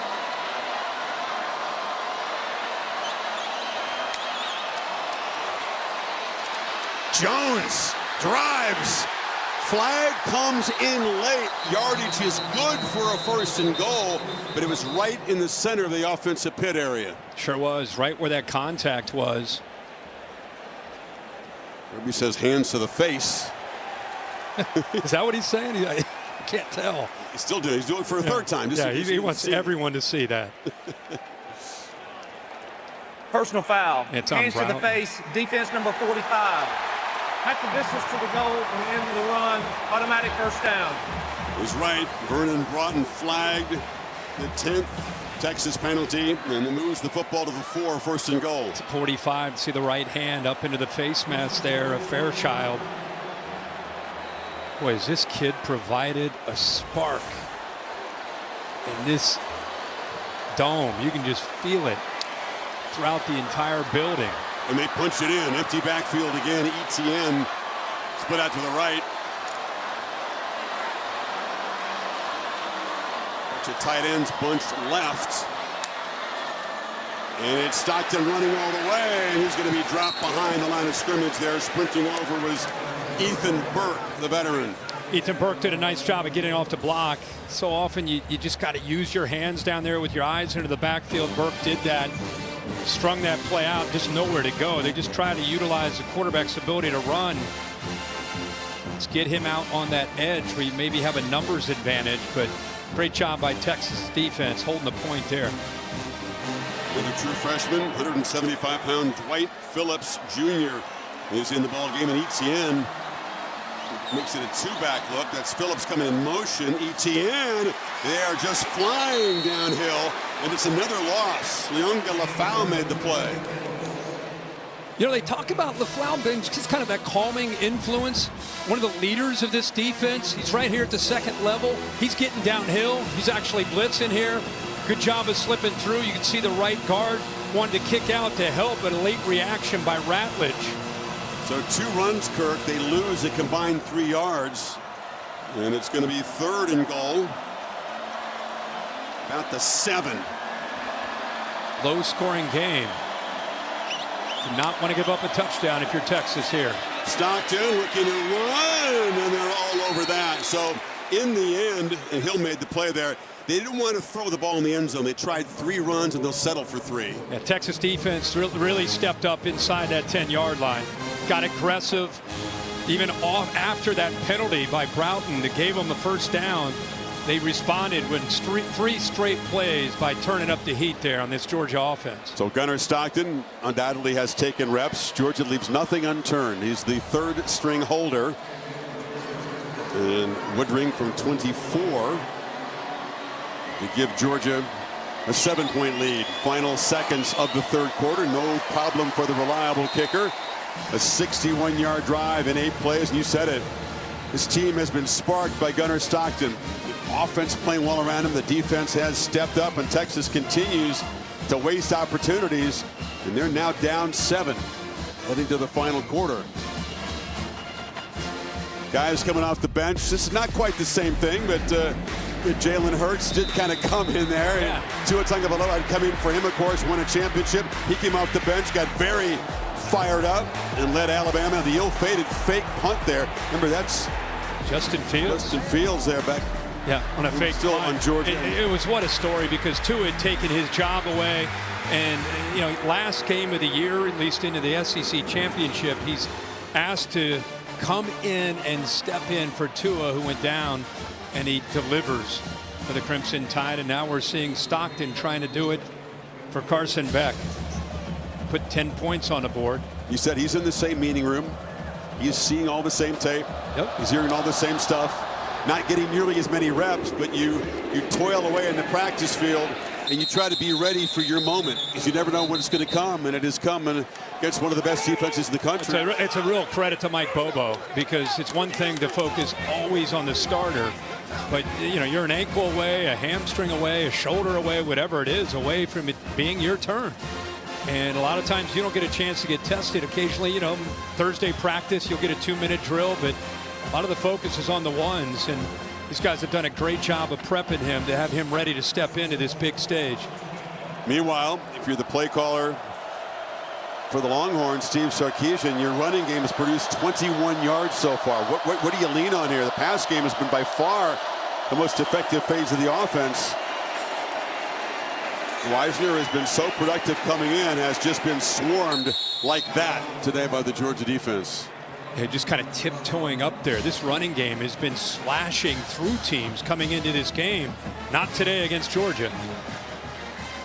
Sarkisian of the Longhorns down 7, end of 3 in Atlanta. Back after this message, and we're your local ABC stations. You're watching the SEC Championship on ABC.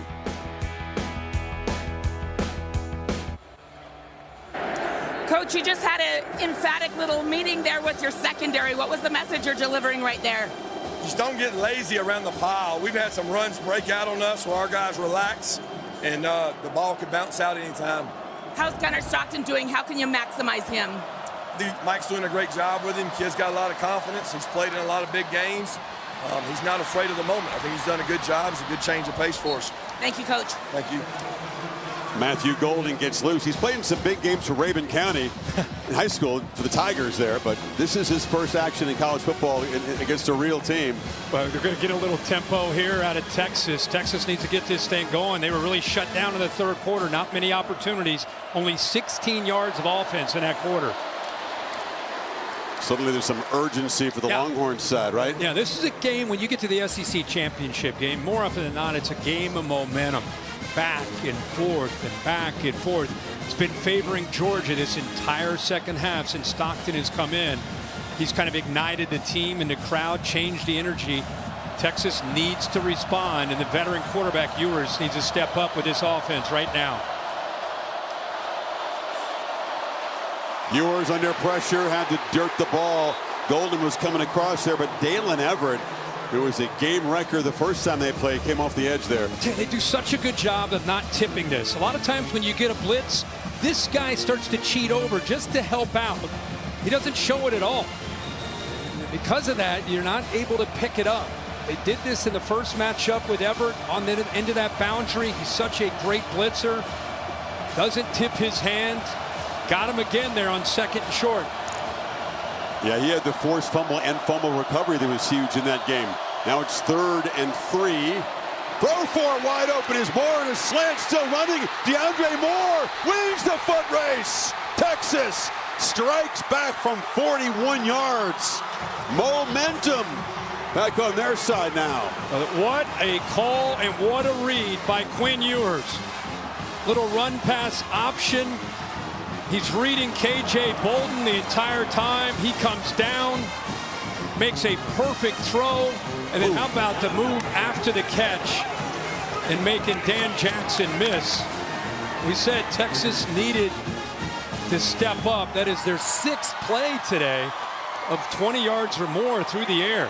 But their first touchdown, Auburn to tie the game in 13, knocks it through, and Ewers extends his streak now. 24th consecutive game where he's on a touchdown pass, going back to the 22 season. Chris, like I said, this is a 3rd down play, and the read that he has is right here. Once you get the motion, the shift to the tight end, see Bolden come down. Now he's just see his eyes at that fake. He's looking at 4. 4 comes down. Okay, I'm going to throw it right by him on that glance route. And now, bang, what a move right there after the catch. You know, this group of receivers, I keep talking about Moore as the veteran in that group. And he steps up. Good hesitation. Secondary fool, thinking it might be one of the quick throws, like a look pass to the outside. Instead, they get him on that RPO, on that slant. Beautiful, well done by Ewers. It's the answer that Sark needed. DeAndre Moore from Don Bosco, one of the Texas receivers they are developing. They went and got guys out of the portal. Moore was a recruit, and he flashes what he can do. Imagine that. He started at Texas, and he's still there. Yeah. Wrap your head around that. They don't really go to the portal that much as a program, Texas, to be honest. In general. And Jones will leave it there. Holly? Well, Steve Sarkisian is so confident with his team. He continues to breathe life into them. He was overheard leaving the locker room right before they took the field for the second half. This is the SEC championship. This is what we were built for, what we knew we could do. Let's go win it. He keeps trying to infuse them, encourage them, knowing that they are built for this, even though it's their first title appearance. I want to see if this defense tries to put the game into the hands of the quarterback. The young man who stepped up and provided spark, make him throw to win. Load up against this run game. Stockton weaving around. Yeah, Texas is breathing fire, smelling blood, and coming downhill in a hurry now all over these quarterback runs. Well, that's what you got to do. I mean, the quarterback run game is different than what you see from Carson Beck. Kwiatkowski, the defensive coordinator, adjustment is to have the eyes in a big backfield, and instead of just worrying about ETN running the football in the pass game, you want to get this guy behind the sticks, which they've done now the last couple series. Again, a loss there on that 1st and 10. Now he's looking at 2nd and 12. Texas fans up making noise now. Longhorns rush only 3. Stockton into the coverage, checks it down to Frazier, who's going to be knocked down. That's an important gain, though. They pick up enough yards to make it a 3rd and 3 before LaFell got him down. Yeah, actually a really good read there. Nice job by Stockton to be impatient. Texas tried to fool him by dropping one of their defensive linemen, Trey Moore, into the flat. He almost threw it, but came off of it and checked it down to Frazier. Good decision. See what Mike Bobo likes here, trying to get this drive going, keep Texas with the offense suddenly on fire from getting the football right back.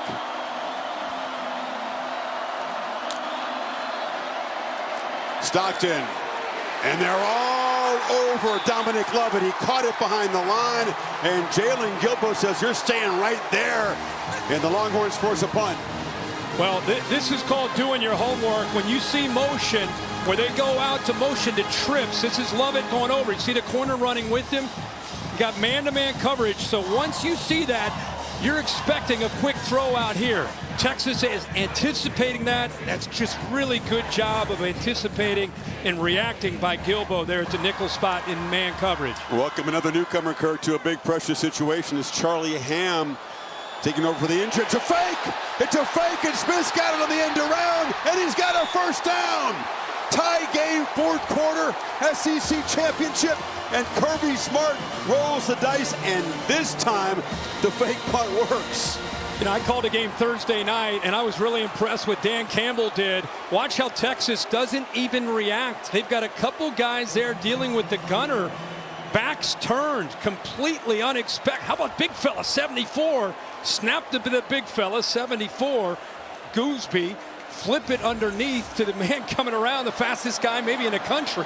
What a call. We showed you the Justin Fields attempted fake punt, which did not work against Alabama in this game. And 9-yard pickup on 4th down. Dogs continue to kind of grind forward on the running game here. How about Gooseby, the left tackle, catches? That's first of all, catching it is a good job by the tackle. And then to be able to, well, actually it's Bobo, the backup center. And then he flips it, and he was ready, in position. Smith's coming full speed around that edge, and Bobo slips it to him perfectly. His dad Mike calling the plays, and young Drew, who stepped in. He's had to be a starter at times this year in that center position for Georgia with all the injuries they've had. 2nd and 7. And the Horns give a crease, and Etienne's got a first down in Texas territory.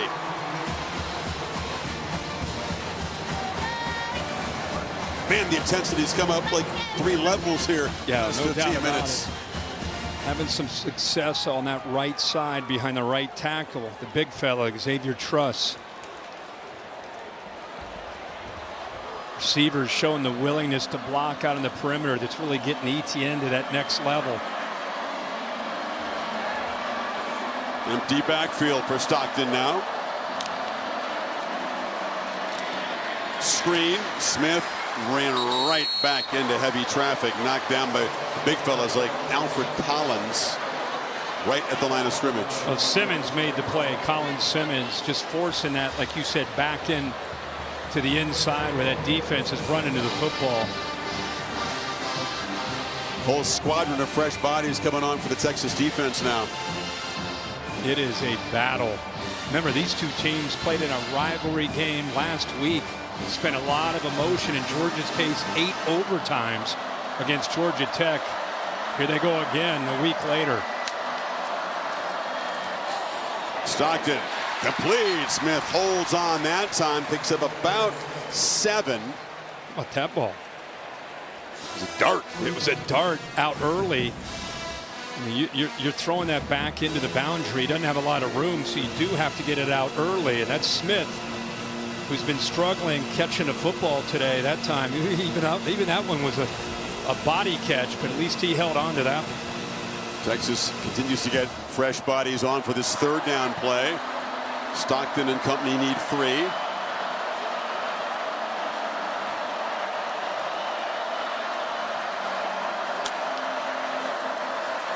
No pressure. Check down. Too much space for Etienne. He's going to get just enough for the first down. They do move the sticks at about the 37. And they just cleared it out. They flooded the zone and just tried to get that defense to back out playing zone, and then you have to get the ball out as fast as you can. You know, that you got to be decisive, which he did. And Etienne is so well known for what he can do in space. But good job of letting those linebackers drop in coverage and then getting it out quickly. Georgia now inside of 8 minutes to play, getting close to field goal range for Woodring. Reverse. Evans lost the ball, fell on it, got very, very lucky to avoid a crucial turnover. Yeah. Chris Benda looked like he knocked that out, just chasing after the football. Right hand gets in right there to knock it out. And you talk about the break of the game. Look at all those white jerseys. Bounces right back into the chest of Evans. Got a remarkable, Kirk. That's the 19th fumble this season for Georgia. Only lost 5 of them. The lost fumble by Beck at the end of the half. So they've been a little bit lucky or attentive. Well, he's attentive right now, listening to Kirby. Picked up 5. Second down run for Frazier. Frazier to the corner. Barrels out inside the 20. Dogs threatening. You're trying to get upfield to disrupt and penetrate, and by doing that, take yourself right out of the play. And what a great thing when you have Etienne. Frazier goes back to being in that role of being 1B. Look how fresh his legs are here in the fourth quarter with 6:30 to go, and he gets his hands on the ball. Now can Gunnar Stockton in this Georgia offense punch it in the red zone? Frazier's got a crease. Barrels down inside the 5. The ball came out. Are they ruling it down before the fumble? There's a scrum there. Check out who's got it. Georgia will retain possession down inside the 5. Knocked loose by Makuba there. Makuba, the left arm, knocked it loose. And watch this. It's on the back there of Taft. Right there, clearly a fumble. I think Arian Smith maybe hopped on that football. I think a hustle play by 11. Taft didn't know it was right under his tricep there. Yeah, he was almost just laying on it. Like we said, they keep fumbling the ball, but they keep recovering it. Yeah, he's trying to say that Taft had a possession of it, but he was just lying on it. Never had the ball. First and goal. Etienne. It's crowded toward that boundary. Could not get around Baron Sorrell. Clock rolling now. Second and goal. Yeah, great job setting the edge. Try to catch him back into the boundary. And we've been talking a lot about Arian Smith, and you just got to hold on to the ball. Let's make sure we talk about the job he did in hustling, making that play to recover that football to keep this drive alive. There are a lot of Texas defenders that easily could have come up with the ball. Instead, Smith, effort, keeps the Dogs with this possession. End around. Phillips knocked down short of the goal line, lost a shoe. Makuba made the play. Phillips slow to get up, holding in the midsection. Yeah, he is the gadget guy, right? A little bit undersized, but really good speed. You talked about Makuba. He just accelerates through this hit. Boom, big hit right there. So Dogs on the doorstep. It'll be 3rd and goal when you come back.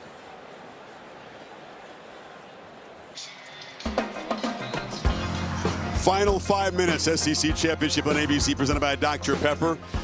Dogs trying to take the lead here. 3rd and goal at the 3.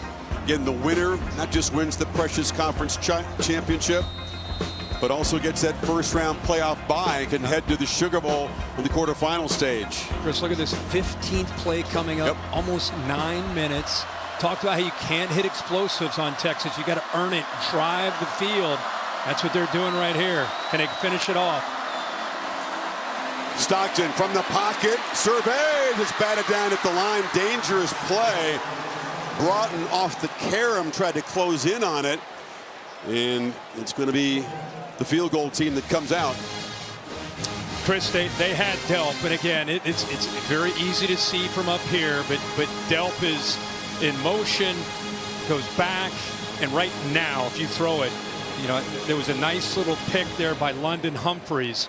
He didn't see it, and it gave Texas a chance to get their hands up to knock that ball away.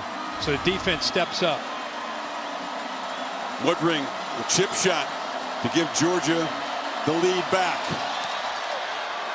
Ooh, pounds it right through. And 4:32 to play. Can Texas win the SEC in year one? Can Georgia get a long-awaited championship? The SEC Championship on ABC is presented by Ice Cold Dr. Pepper. College football, it's a pepper thing.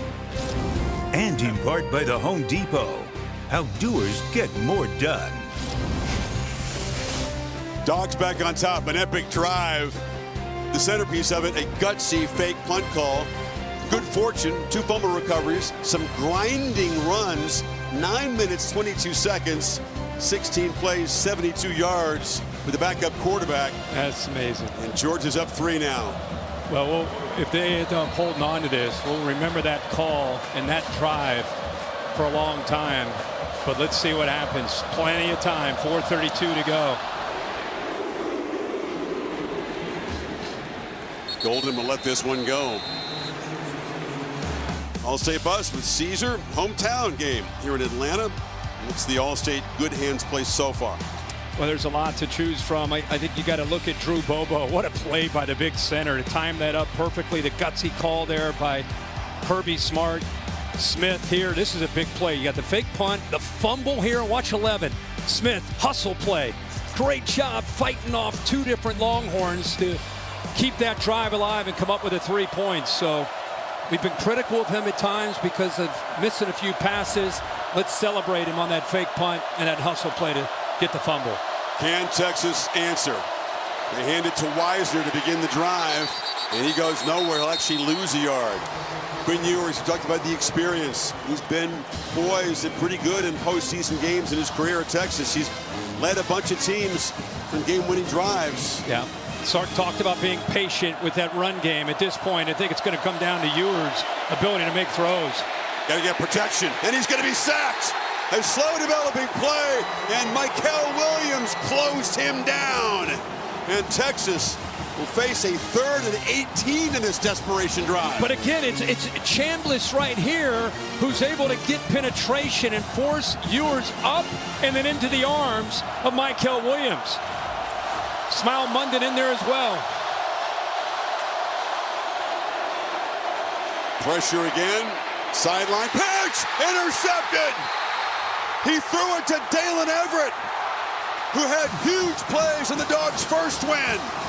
And Georgia, up 3, gets the football back. Well, how fitting is that? They've been trying to pick on these corners, mainly Daniel Harris. That's gone away. But here, late in this game, they've got to be able to come up with another play. And they turn to Matthew Golden. Couple things. Watch the pressure right here. And here's the matchup on the outside. He gets pushed. The right tackle gets pushed right into the face of the quarterback. What a good job of being patient. The ball's thrown to the inside. But watch 6. Waiting, expecting that route near the first down marker, and then reacts to the receiver coming back to the ball. Ewers threw it inside, and Everett was in perfect position to make that interception. He was in good position the first time he picked it too. So 2 more interceptions, had a pick, a forced fumble, and a fumble recovery in October. And now the Dogs with the lead and 3:36 to play, set up inside the Texas 30. Etienne off the left side. Now it comes down to the Texas defense. If obviously a touchdown goes up on the board, this one's over more than likely. And if Kwiatkowski, the defensive coordinator, can get his guys to rally one more time and force a field goal, could still, with 3 timeouts and a 2-minute timeout, could still be in a position here to get the ball back to Ewers, down 6. Clock management, interesting topic here. Will Sarkisian use timeouts on this side of the 2-minute timeout if they can get a stop here and force a 3rd down play? So it happens right here. Georgia 1 of 3 when they do get in that red area. Fake it to Etienne. Stockton now pitches down to the running back. Flag comes out. Etienne still running. Knocked down at the 20. It's going to be a hold on Georgia. The center, Wilson. Easy call for the official. Sarkisian said, hey, I'd like to see Georgia get called for holding. Yeah, that's right. At halftime. Laura. This is a throwdown, so. Holding. Offense, number 55. 10-yard penalty. Second down. So it backs him up. Stops the clock, of course, and moves the football to the 36. 55 right there going up against 1-5 Billy Norton. He tried to sneak Lucky down that left sideline, but Texas took that away. That's why he was in the pocket waiting and waiting and waiting. Longhorns in good coverage. Were not fooled at all. 2nd and 18. You don't want to go back any farther. This is within Woodring's field goal range, but just.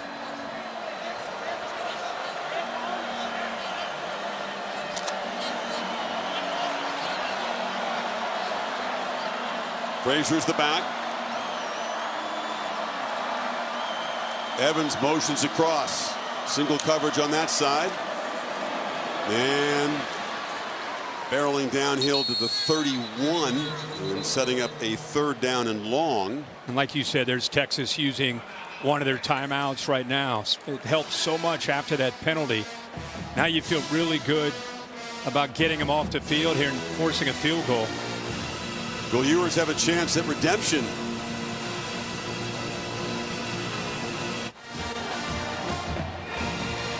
Gunnar Stockton, who's in his first meaningful football action of his college career. A couple of brief stints and blowouts. Here he is against Texas, trying to convert here on 3rd and 13. Trying to, at worst, set up a field goal attempt to build this lead. Sure, Kirby Smart there talking to him about, hey, we're at the 31-yard line. Let's be smart here with this call. If you're feeling aggressive, Kirk, you could press it downfield. A 1st down, just about do it. Oh, sure. Yeah. Close to it. Play clock at 3. Texas brings pressure. Stockton backpedaling, throws it, and threw it right to Texas. Intercepted by Jahdae Barron. The young fella under pressure made a mistake, and Texas is set up now. Well, I'd say that Kirby Smart telling him, let's be smart with the football. Let's not have that big mistake. And, you know, he got pressured from his left side. I think it surprised him, spooked him, in fact. He was looking to throw the ball to Cash Jones out of the backfield. Blitz here. And again, they've had success bringing blitzes from that left side. 2-on-1 on the left tackle. See, Simmons is able to get the pressure. Georgia very fortunate this ball was not returned all the way back by Barron. Good job by Lucky hustling there. Sure is. I think Barron saw that open sideline, and the tight end works his way around the blocker. Yeah, Gilbo celebrating. Yeah. He should have been making a block. Texas from the 34. 2 timeouts plus the 2-minute timeout. Ewers flips short. Wisner has blockers and hammers forward for a 1st down at the 45. Picked up 11. Keep in mind, Ewers in 2 games, the one earlier in Austin, the one tonight combined, 12 sacks and 5 turnovers. But still a chance. Oh, yeah. Always a chance. They had a chance in the game in Austin to get it back within a score. Yeah. And yep. Georgia's offense extended that game, ran it out. So despite a bad pick in that last possession, the defense for Texas does their job. That was the only time we saw him look like a guy that hadn't played a lot of football. I thought up to that point, he's been the operation of it. Not a whole lot of mistakes. He's been playing clean football. He's been giving his team a chance. His team kind of rallied around him. He'll learn from that as a young quarterback that doesn't have a ton of experience.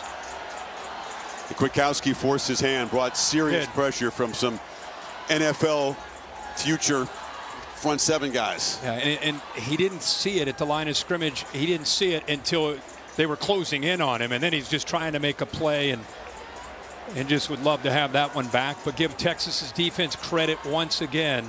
for stepping up. Even though they got back deep in their own territory, they once again step up. I don't know if you saw the scouting report. Jahdae Barron's not the guy to try. He's a Thorpe Award finalist, one of the best defensive backs in the country. And his play has given Ewers and Sarkisian's offense a chance here. Still have the 2-minute timeout, plus the 2 timeouts that Texas has remaining. With that in mind, Kirk, they run the ball to Wisner. They're ripping at it. And he's stopped for about a 2-yard gain. And looks like this will take it down to the 2-minute timeout. Texas on the move, trying to force overtime or win the SEC in their first year in the final 2 minutes in Atlanta. Reminder of the rankings was by AT&T. Oregon, Penn State tonight. You got SMU and Clemson coming up. I think it is a must-win game, obviously, for Clemson, and probably also for SMU. If they lost, it would be a real conversation. In the meantime, both these teams, the computer says, everybody says, safely in the field. The championship and a first-round bye goes to the winner. Think about the rest you can get by having that bye. That's enough incentive, just that. Both teams could use it. There's a whistle and a false start before the snap. Just when you're trying to build Before momentum in this drive. False start, offense number 56. 5-yard penalty, second down. It's Cam Williams again. He's been penalty prone. We've talked about it, and that's the 11th penalty for 94 yards for the Longhorns today. It's amazing when you consider that the missed opportunities in the plus territory, that they have the ball with a chance to win this game. Down 3.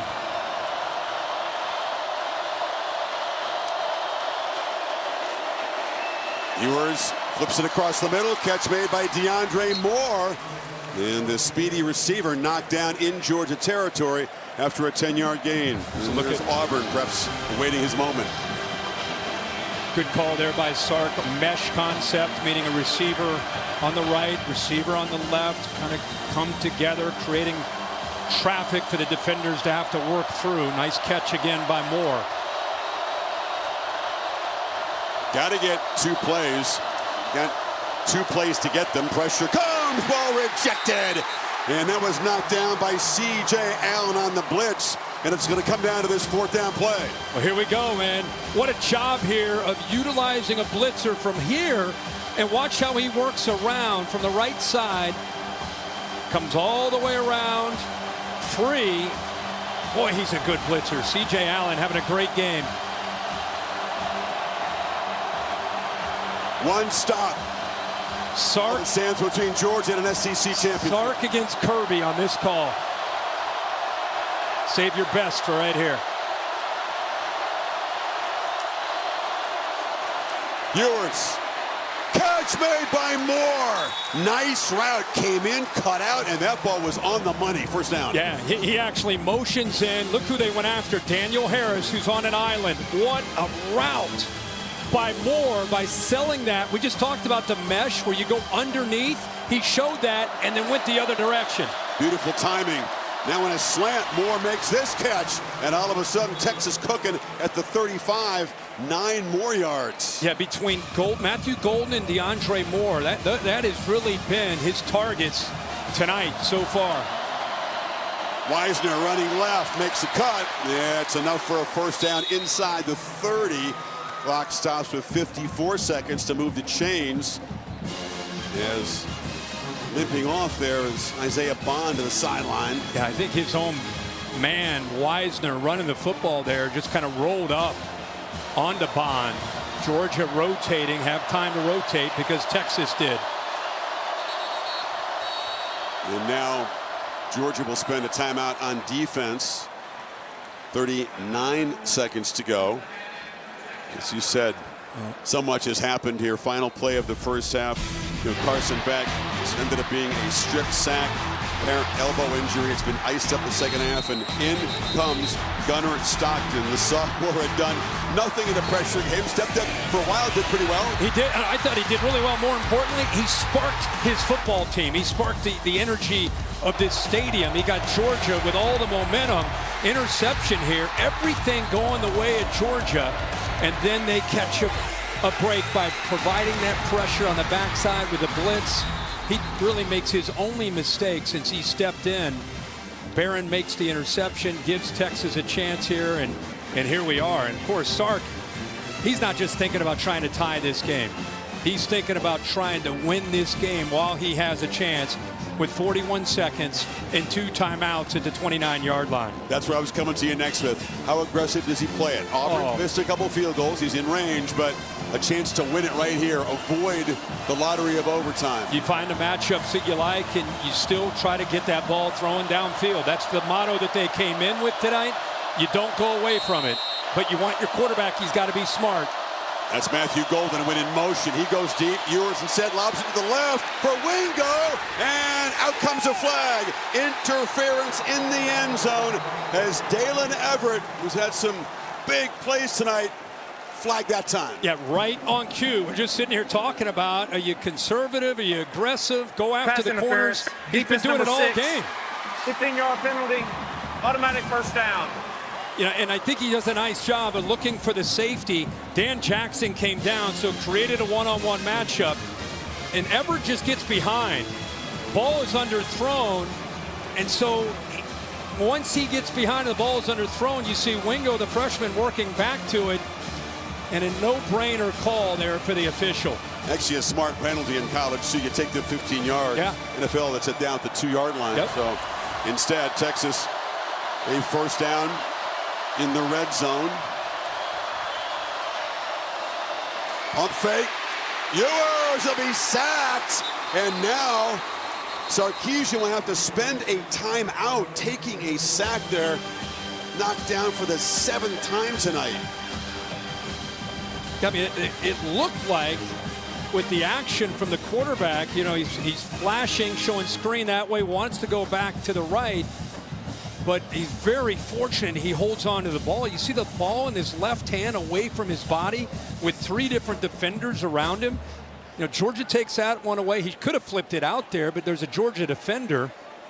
We've seen pressure close in, Kirk, and plays like that, slow developing. Ewers twisting, turning his back to the defense, and then running out of time very quickly. Yeah, he had men downfield. That whole play was a disaster for Texas. Down to the 1 timeout. Ball at the 19. From here, it's a 36-yard field goal to try to force overtime. It's a low percentage conversion at this point. They need to get down inside the 5-yard line for a first down. This matchup, second down play. Matchup way at the top. Golden has had a huge game. Ewers goes to the left, rising up and trying to make a diving catch as Wingo. They went back to that side against Everett, and it's going to be 3rd and 15. He went back into that same matchup where he thinks Wingo is going to be a superstar. He's just a young man. See the safety over there, Jackson. It's a tough matchup going up against Dylan Everett, who's an outstanding corner. But twice they've checked him. One time for the interference, and that one an incompletion. So Texas a chance here with just this play to try to win it in regulation. Come up short. Going to kick a field goal to force overtime. Screen, and as Wingo dropped it, never really got going, didn't have anywhere to run that time. Michael Williams was right there. It's incomplete. Georgia fans are all excited as Walker takes off down the field. Now listen, Auburn is a great kicker. He's missed from 42 and 51 tonight. Wingo never has possession, really had nowhere to go. Nope. With Michael Williams out there. We talked about the chess match. Smart's defense and Glenn Schumann all over what Sarkisian called that time. Auburn comes out. He's got a good pedigree under these pressure kicks. When it comes to game tying, game-winning field goals in the last 2 minutes or in overtime, I'm just reporting the facts. He is 4 for 4. Right. Georgia ice him here. Kirby call a timeout. Yeah, he already did. Yep. Made his first 2, missed his last 2.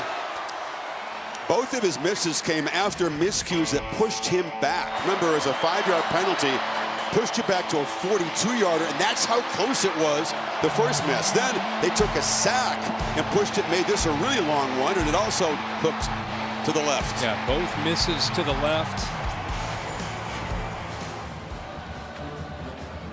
Sark trying to just, okay, man, just have fun with this. This is what you want.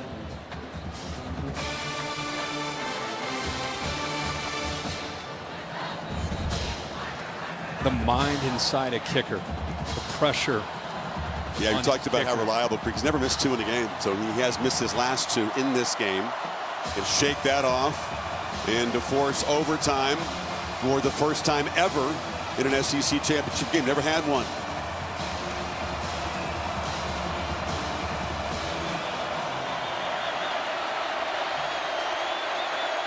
From 37 in a deadlock.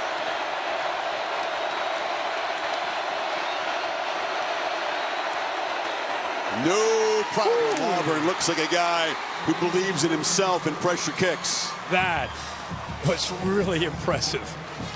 SEC championship on the line, already missed 2. And he steps right into that pressure and says, thank you very much. Perfect snap, perfect hold. Could not have been a cleaner operation there by that unit. Fantastic. So Texas off the interception, given a lifeline. Took 11 plays to go 47 yards. 2 minutes and 12 seconds. The interference penalty, I should say, was instrumental in it. Now, unless something crazy happens in the last 18 seconds, we go to overtime, my partner. Yeah, Georgia's saying, all right. We didn't have enough last week with 8 overtimes against Tech. Why not go a few more tonight for the SEC championship without our starting quarterback? What a game. What an amazing game. Whoever said, yeah, these conference championship games, they're not going to matter that much anymore. You got to come to Atlanta and feel this energy. There's still power and collective pride in college football. Yes. There's a lot of different things, but that hasn't changed. And when there's a championship to be won and a trophy in the building, and you're Georgia and you've lost more than you've won under Kirby Smart, and you're Texas and you've never been here before in year 1. And you're told you never have any chance to get here, and you're here in your first year. Yeah, this one does not feel short of motivation today. No. Again, both teams in the playoff. We know that. A bye to the winner. But that's not what they're thinking about right now. They're thinking about a championship. And as competitors, this one's going to get decided in overtime. One timeout. Backup quarterback who just threw a pick. Do you just run this and just say, all right, we'll head into overtime? Or do you trust him to take a shot downfield? Not way down, but just. What would you do? I'm not in practice to know this kid and who he is, but it looks like they're going to run it. I like what I've seen from him so far, but I think that's the safe call and the smart call. Here we go. Back and forth. Lead changes, momentum changes. 16 apiece at the end of regulation. Overtime to decide the Southeastern Conference Championship. Back after this message and a word from your local ADC station. You're watching the SEC Championship. It's crunch time. In the first overtime, each team gets a possession starting at the opponent's 25-yard line. If it goes to a second overtime, teams again start at the 25-yard line, but must attempt a 2-point conversion after a touchdown with no extra points allowed. From the third overtime on, teams alternate 2-point conversion attempts from the 3-yard line until the game is decided. Welcome to Overtime, presented by Cheez-It. It's crunch time. Thank you, Professor Davis. Cheez-It does present this overtime. He's mentioned the 2-point conversion stage of overtime, beginning in overtime number 3. We talked about the 8 overtime stage. Dogs kept playing that again and again before we start for Georgia overtime? Tech. Back to the coin toss. You're the guest. You're going to call the toss. Your choice will be offense if you win, offense, defense, or which end of the field you want to play. We have one toss and one toss only. Okay? The logo's heads, the pennant's tails.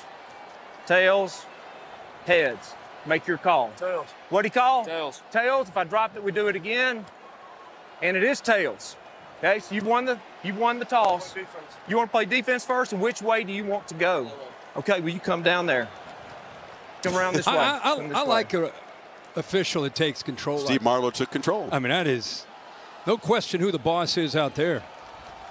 So Obviously, Georgia chooses to play will have defense. It first down at the 25, going this direction. And Texas wants to head back toward where their fans are in the right end as you watch it.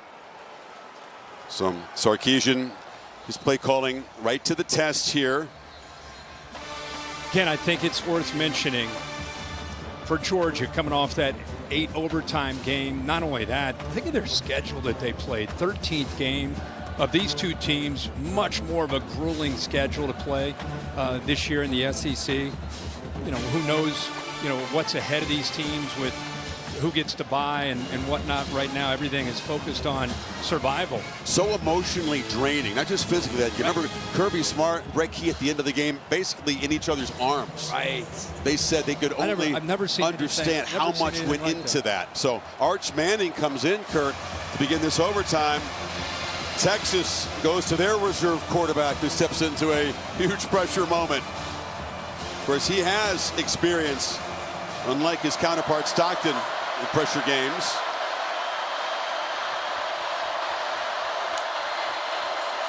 Keeper Manning shows the strength. He's not just a fast guy. He's got power. 225 pounds, picks up about 5. Yeah, I think he's coming off the field now. I think he spends a lot of room under that squat rack too. He is a big, strong man. You saw there, he lowered his shoulder. We saw it last week in the A&M game. But that wrinkle, I thought we'd see a lot more of, especially with what Haynes King did last week against Georgia's defense. Maybe not done seeing it. Maybe not done seeing it here as these overtimes unfold. Ewers on the move, and nobody open. Tried to flip it to Jaden Blue, but he was well covered. Had to toss it into the bench. Michael Williams was tracking him down. 3rd and 5. Well, what a great job by Malachi Starks. He has such versatility. He can play deep. This time his instincts come in handy. Saw 23 back there with Wisner and knows that he's a threat out of the backfield. Took him away. All Ewers could do is throw that one away.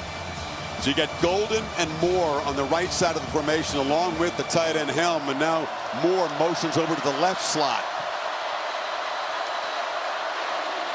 Ewers on the slant, caught, first down inside the 15. Squeeze it into a tight window to Wingo. The reason he was yelling to Moore to get over there, he wanted that double slant look, which he got, which opened it up for Wingo. What a job Wingo does as a true freshman. What a catch. Georgia is going to spend a timeout. You have a timeout to use in every overtime period. Something as 8 overtimes played out in that game we're talking about probably should be done away with. That's I agree. That was too much. But that again, let's go back to this true freshman Wingo making a great catch. Moore came over to kind of open it up. That's against a really good corner at the top there. Gets a little bit handsy with the left hand, but used his body to kind of box him out, and then uses the hand, somehow that left forearm, secured that football. Great catch. And the first catch he's made today, they tried him a couple times down to the end zone against Everett, drew a penalty on one of them. That is a pretty clutch first catch in overtime here to keep this drive going. From a skill set standpoint, he's as gifted as any true freshman receiver in the country, including Ryan Williams and Jeremiah Smith at Ohio State. Mustangs and Clemson Tigers waiting in the wings in Charlotte. First down play. Play fake. Ewers launching for the end zone. Contested ball at the back. No chance for Matthew Golden to make a play. Everett in coverage. Boy, Everett does a nice job staying in coverage here. You know, watch Golden show it to the inside, and Everett didn't bite for that at all. It was a nice job of being able to eventually use his body and get him where he has no chance to make a play on that football. Just use the leverage of that back line to take him out. Takes a confident quarterback to make risky throws in this situation in overtime. Ewers this time lofts it to the other part of the end zone and over the head of DeAndre Moore, and it's going to be 3rd and 10 now. And try to go to a slot fade.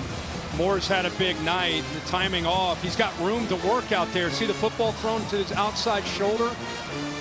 Would have had to make a potential like a Willie Mays catch. Jackson Smith and Jigma made one of those when we were doing the Ohio State-Utah Rose Bowl call a few years ago. 3rd and 10. Dogs crowded the line, giving a blitz look pre-snap. Let's see if they bring it.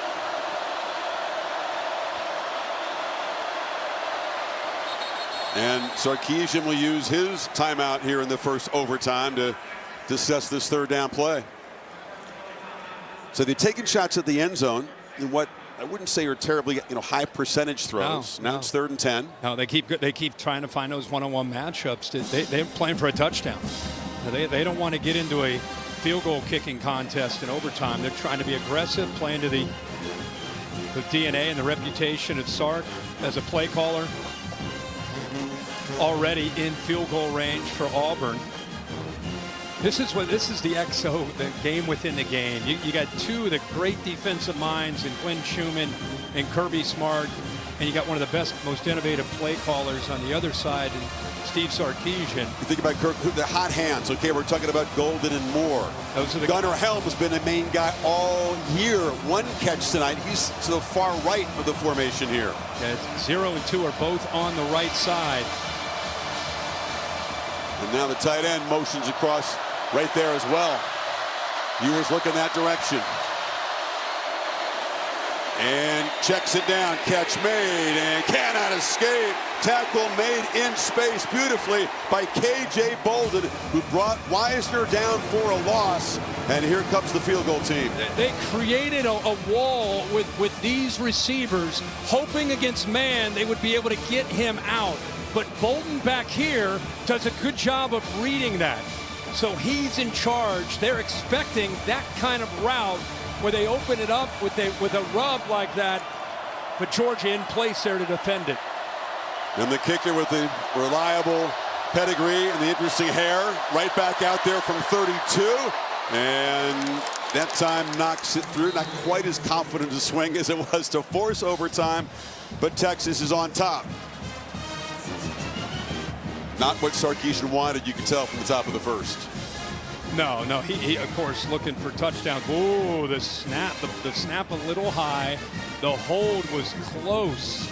Good job of getting it down, but he didn't get it, the spin perfectly turned. But a good job by Auburn at coming through that despite the snap and the hold. Now here you go, Kirk. Gunnar Stockton's got the football, and Georgia can win it with a touchdown. And the guy who's had so little meaningful football all season long. Remember, Tennessee Tech early in September. UMass, non-conference breather a couple weeks ago. He gets in there when it's decided, when it's a 3-touchdown plus game. He has been the guy in the second half. And he doesn't have to win anything. He has to be a good decision maker and a distributor. The offensive line has to raise their game. The receivers, the backs. Remember, you got Trevor Etienne behind you. It's up to Mike Bobo to design these plays and get these guys where they can win some matchups. But Etienne can be the difference here for Georgia. And he's got they fake it to him and they throw it in the flat. Oscar Delp slips a tackle, and that's a missed opportunity to get him behind the line there. He picks up 9. Gilbo missed an opportunity, like you said, to make a big play, at the very least, right near the line of scrimmage. And instead, after good effort by Delp, he picks up another 8 yards. Every yard counts in these overtimes. Every missed tackle can be crucial. Yeah. Effort play there by Delp. 2nd and 1. Stockton. And they're going to lose yardage on that catch. Lovett tracked down by Andrew Makuba. 3rd down and about 3 now. The motion is the indicator for these plays. And I want you to watch Anthony Hill, the communicator. He sees that motion. He's telling the fellas, hey, you know what's coming. Guys, get ready. Here it comes.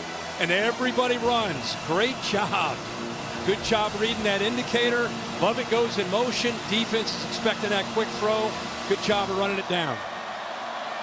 Mike Bobo with the play call here. They need 3. 2 backs in the backfield. They fake it to Etienne. Ball flips short. And the tight end, Oscar Delp, powers for a 1st down. Nice little call. Really good call. They use Cash Jones as a decoy. He's been so effective this year out of the backfield. They just slide him down. That's where he wanted to go with the ball, but instead checks it down. And again, big number 4. Remember, earlier he made Makuba miss to get this overtime period started, and then he finishes off to get the first down there with another great effort.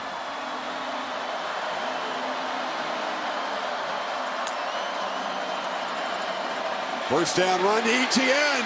Etienne, tried to shake free of the tackle of Makuba, who grabbed him by the ankle and held on. Boy, good job again. The way he's able to use his lateral quickness, his vision, just waits for it, and then accelerates. Heck of an effort by Makuba just to bring him down. Dogs 12 yards away from the win. Stockton running all the way up the middle. Gunnar Stockton knocked in the head by Makuba. Helmet goes flying. Thankfully, he's up on his feet. Flag goes flying as well. Wow. Hey, man, it's a big hit. Yeah, a big hit.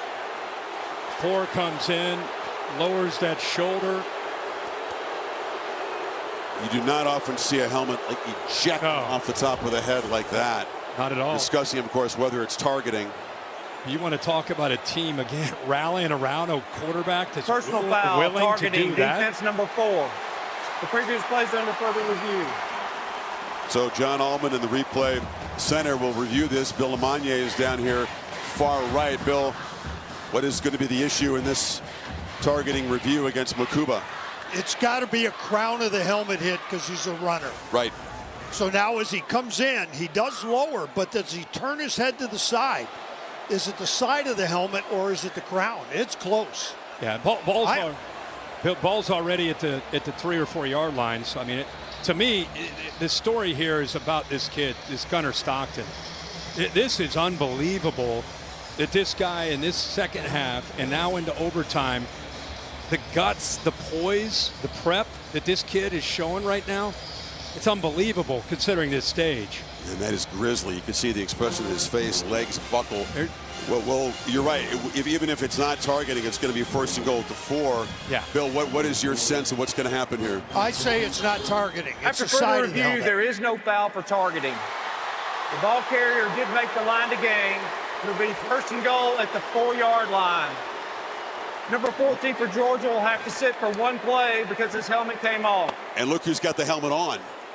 Carson Beck coming back in the game. Why not add to the drama, right? What else can happen? He's going to see if he can take a snap. Remember that right elbow was wrapped up in ice? Yeah. Most of the half. You would expect you'd expect him to. He's coming out. He can't move his arm. That right arm just hanging from the side. It's like a movie script unfolding here. Yeah. Georgia 4 yards from an SEC championship. 1st down.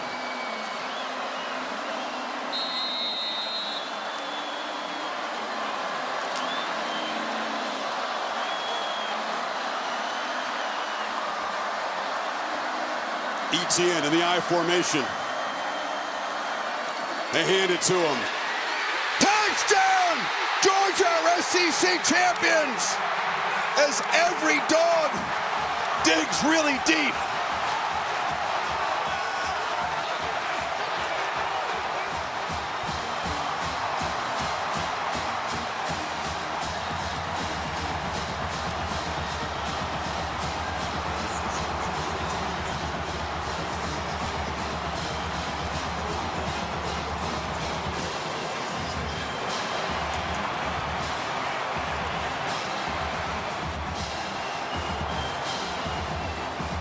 Winning touchdown scored by a guy that hadn't played the last 3 games, was questionable coming into this game. Etienne has the final word, and Georgia wins it 22-19. Let's not forget to talk. Etienne gets the touchdown, but that offensive line and that overtime period really showed a lot of guts and a lot of determination. Coming off an 8 overtime game, stepped up. Not sure what Beck's going to be able to do. Hands it off. What a story, man. Well, it's here from Kirby Smart with Holly. Well, Coach Smart is talking to his quarterback. Coach, what did you say to him in the locker room when you knew he was going to have to come in here and take over this game? I didn't say one word to him.